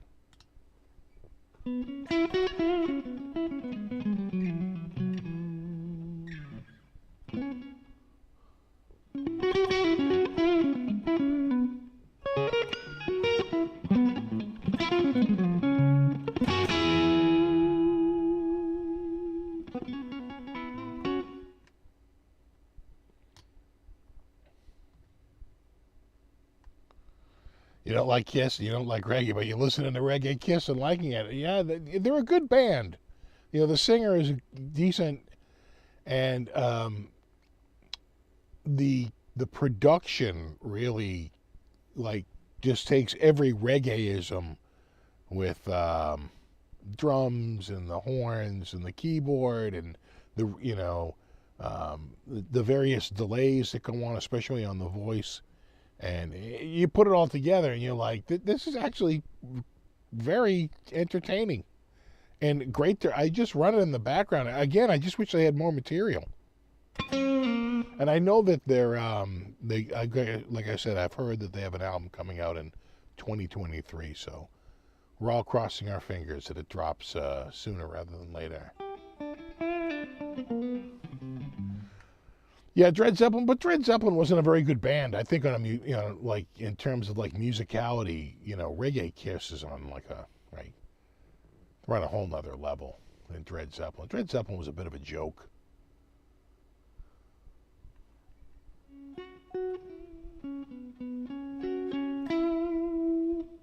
Yeah, kind of like Max Sabbath, same way. Kind of a bit of a joke. The Reggae Kiss dudes, they can play,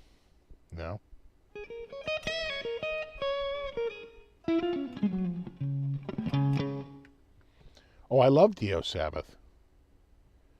I think that's some of the best Sabbath of the Dio years. It's short-lived. What do you got? 3 albums to work with? 3, right? The 2 studio and 1 live. Yeah, was Dred Zeppelin great? I don't know. I remember was that the one where the singer dressed like Elvis? Already you're in the hole with me.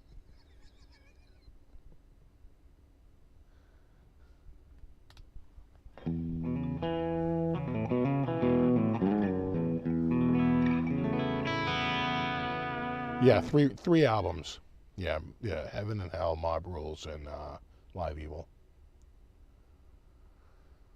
Oh yeah, that's right. In 1990, they got back together, right? Dehumanizer. Yeah, you forget about that. And then they weren't touring as Black Sabbath. They were touring as what? Heaven and Hell, right? When they toured. Hey, what's up, Johnny? Good to see you. So yeah, no, that you're right. Then 4. But is Dehumanizer, is that a Black Sabbath album or is that a Heaven and Hell album? What were they calling themselves at that point? Is it Black Sabbath, or are they rebranded as Heaven and Hell at that point because they're playing nice with Ozzy?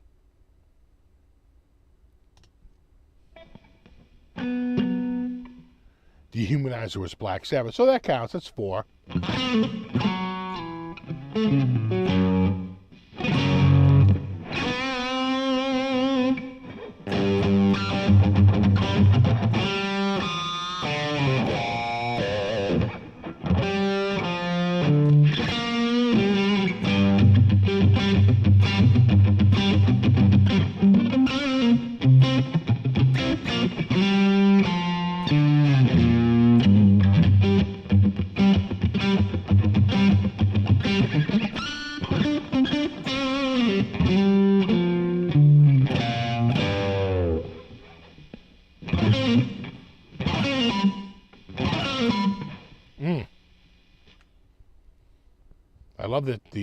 this amp I'm going through.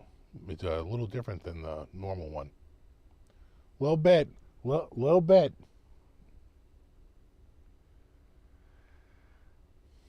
Yeah, Heaven and Hell in the last part is legal problems with Ozzy. Yeah. Yeah, I remember all that.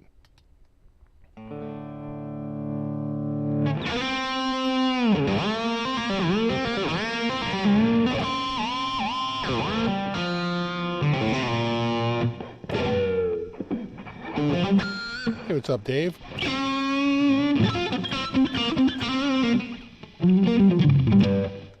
So Sabbath on the Mob Rules tour, I saw them on the Born Again tour.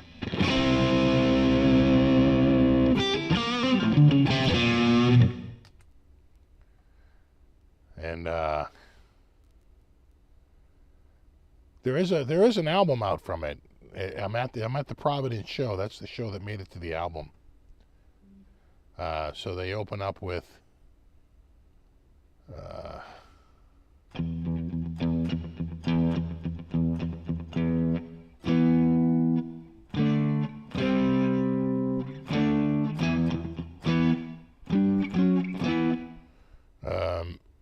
what is that? Sabbath, Bloody Sabbath? I forget now. And then they go into the second tune is War Pigs. I was like, damn, that's pretty fast right into War Pigs. Yeah, with Ian Gillan. And I really wanted to see Quiet Riot, but we were running so late. We got there. I was so pissed at those dudes. They're just such dregs. I'm like, guys, let's get there. We finally get down there. And we finally get down there and we walk in and it's like, good night. And all the lights come up. I'm like, you sons of bitches. I was really wanted to see Quiet Riot. And completely missed them. Completely missed them.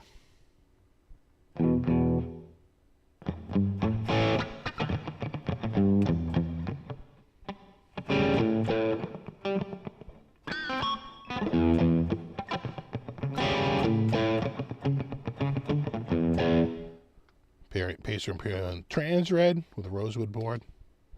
Yeah, this is the candy apple. Pretty good shape for, coming up, what is it, 40 years old?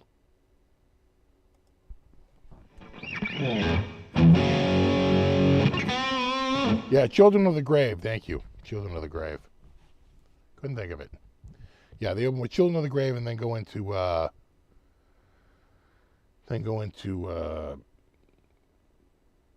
War Pigs.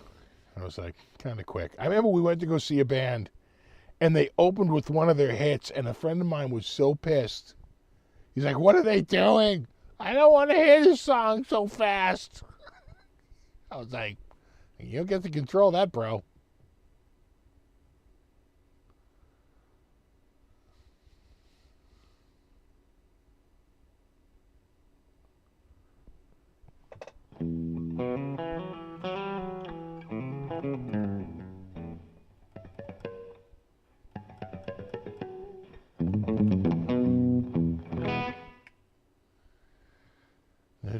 Have you played any Japanese Kramers? Yeah, pretty much all the focus. Quite frankly, the neck on this is probably made in Japan. Yeah, by ESP. Pretty much any of the Focus lineup was MIJ. I think a lot of these were made in Japan. Cut in Japan, and then they were painted in Jersey and assembled.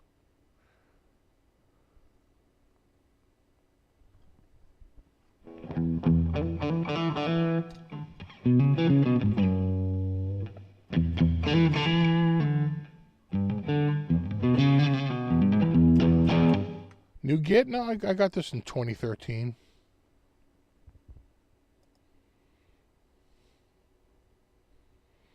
Practically stole it. Got it off a Guitar Center used for $325 with a case.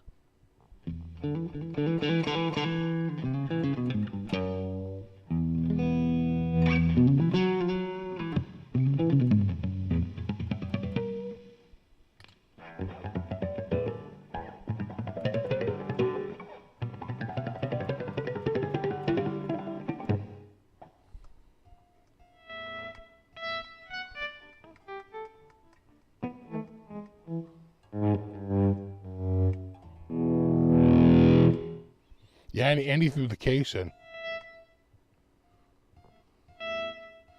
Have to break through the gate. I turn that gate off. Well, let me. Do I have it on the? Yeah. Where's the gate on this? That's at 72. I'll put it at 78.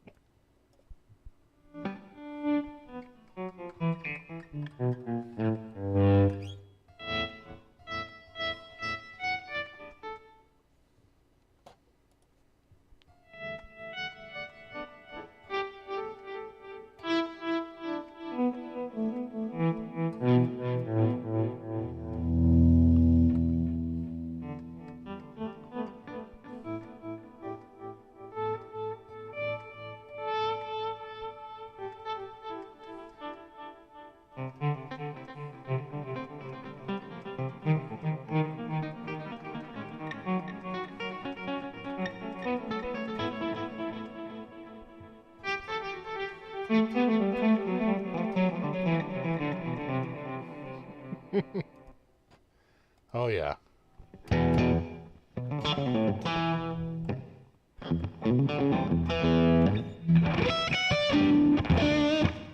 Have a good one, Boomer. Boomster.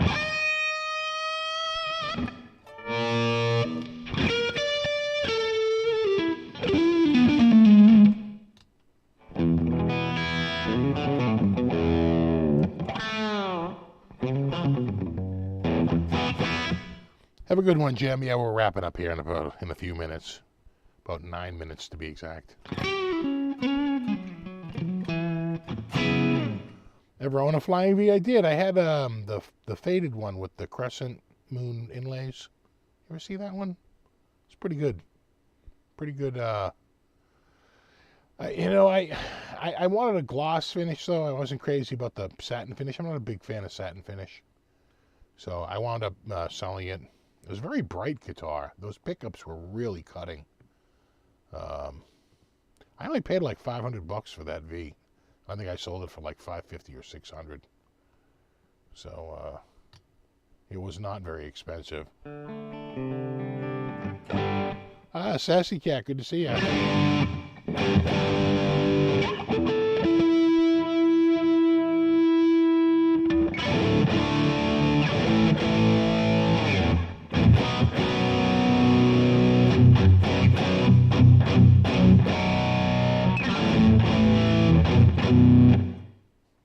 Chug-a-chug-chugs.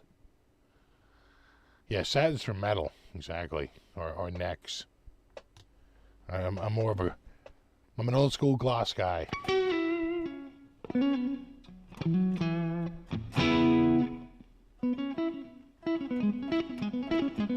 What's the guitar rack in the back? I don't know. It's one of those metal ones, that's got kind of the foam.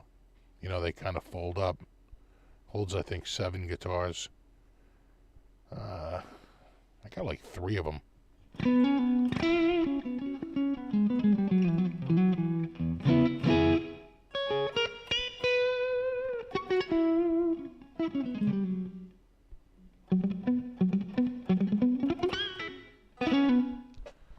One of you only plays sitting down. Yeah, it is a little tricky, but I always play with a strap. I can't play with the guitar on my leg. I feel like I'm trying to hold it up and play at the same time.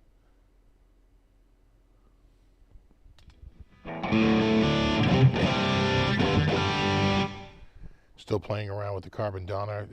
You know what? I got that Carbon Donner playing so friggin' amazing.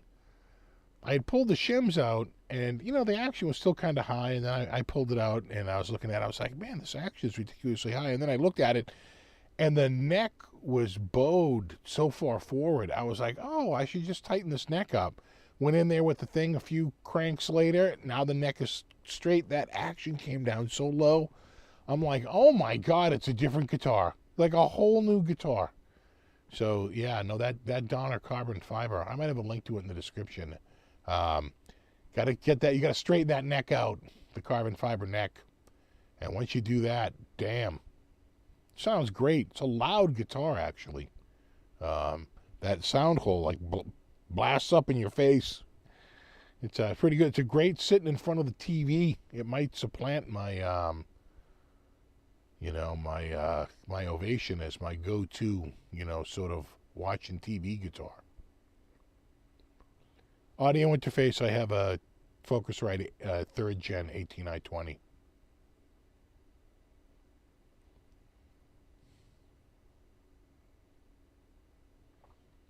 Lower the action for the first time in the Schecter fluids. And it's amazing now. I did the same thing on my Larrivee.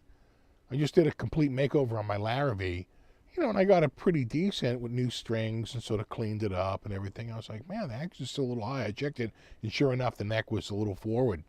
Crank that down a little bit, and that takes a crazy wrench to get to that.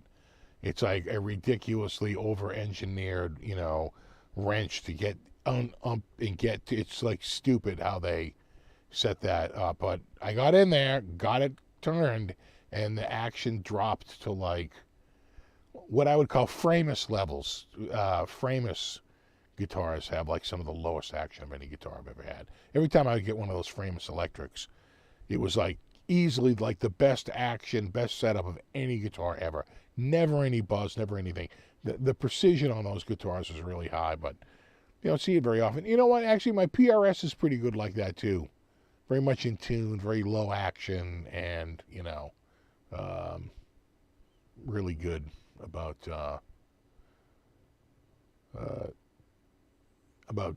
being intonated all the way up and down the neck, like really, really in tune guitar.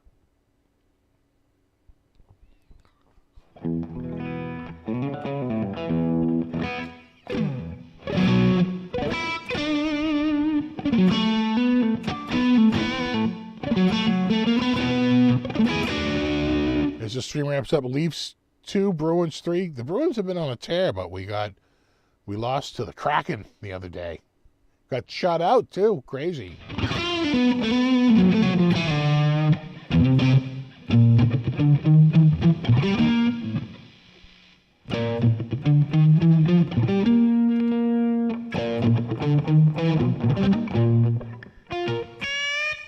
Yeah, Speaker, I'll see you on Monday. We'll go get some lunch, and we'll go see our buddy. We'll have good time had by all, read the headline. Go grab a beer over at the Yard House.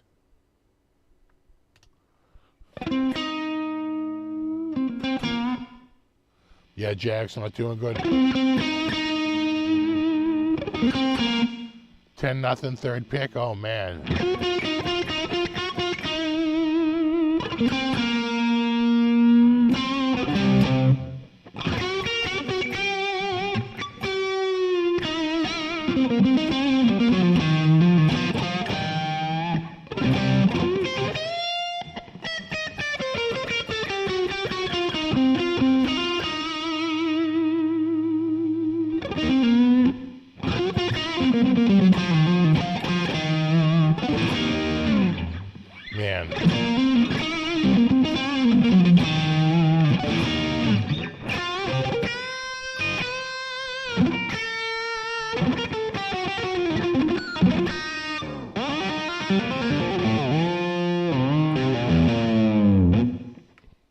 Am I up later? Maybe not. Could be a little tricky. We'll see. I do have a fresh pot of coffee up there, though. That weighs in your favor. I was up early this morning. That weighs against it. But we'll see. 17-0, man.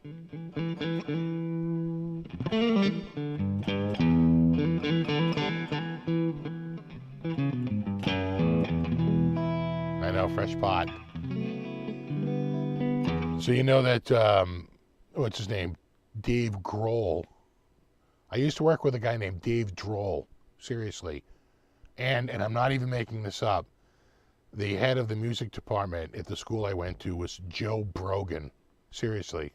Also, and people, Joe Rogan was at UMass at the same time I was there. So he was somewhere on campus. He was there the same years.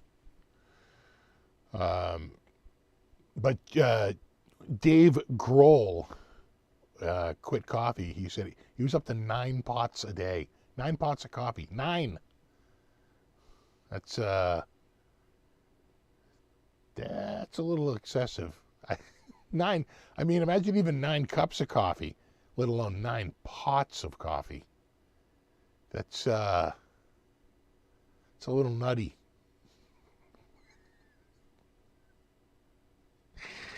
It's a little nutty. All right, dudes. I'm calling it. Super thanks, everybody hanging out tonight. Super extra special thanks to anyone who contributed. I always appreciate that. And of course, bro fist to my mod squad. Hashtag mod squad. I will see you guys at the very least in a week. I have, I think, 2 videos coming out this week. One will be assuming I get all the, I have one other thing I'm waiting for, but I think it's tracking to be here Monday. I have the Ibanez RG 560 coming out this week, and Bobby came by with a new guitar, and I will have a Bobby's guitar, which I gotta say, it was a good-looking guitar. I was a little smitten, not gonna lie, a little smitten. It looked pretty good, a little bit, looked pretty good, looked pretty damn good. So stay tuned for that. That'll be out this week. We do an unboxing, and then I think he's going to do a full review on his channel once I get the unboxing out. So check that out. It's actually a guitar, I want to say from the early 90s, which is always fun. Oh, thank you, Sassy Cat. You rock. Thank you very much. You know? All right, dudes. I will see you next week. Until then, have a wonderful week. If I don't see you later tonight, which you might not, we'll see. It's a little tricky. Anyway, until then, rock on, and I'll see you at the very least in 1 week. Later.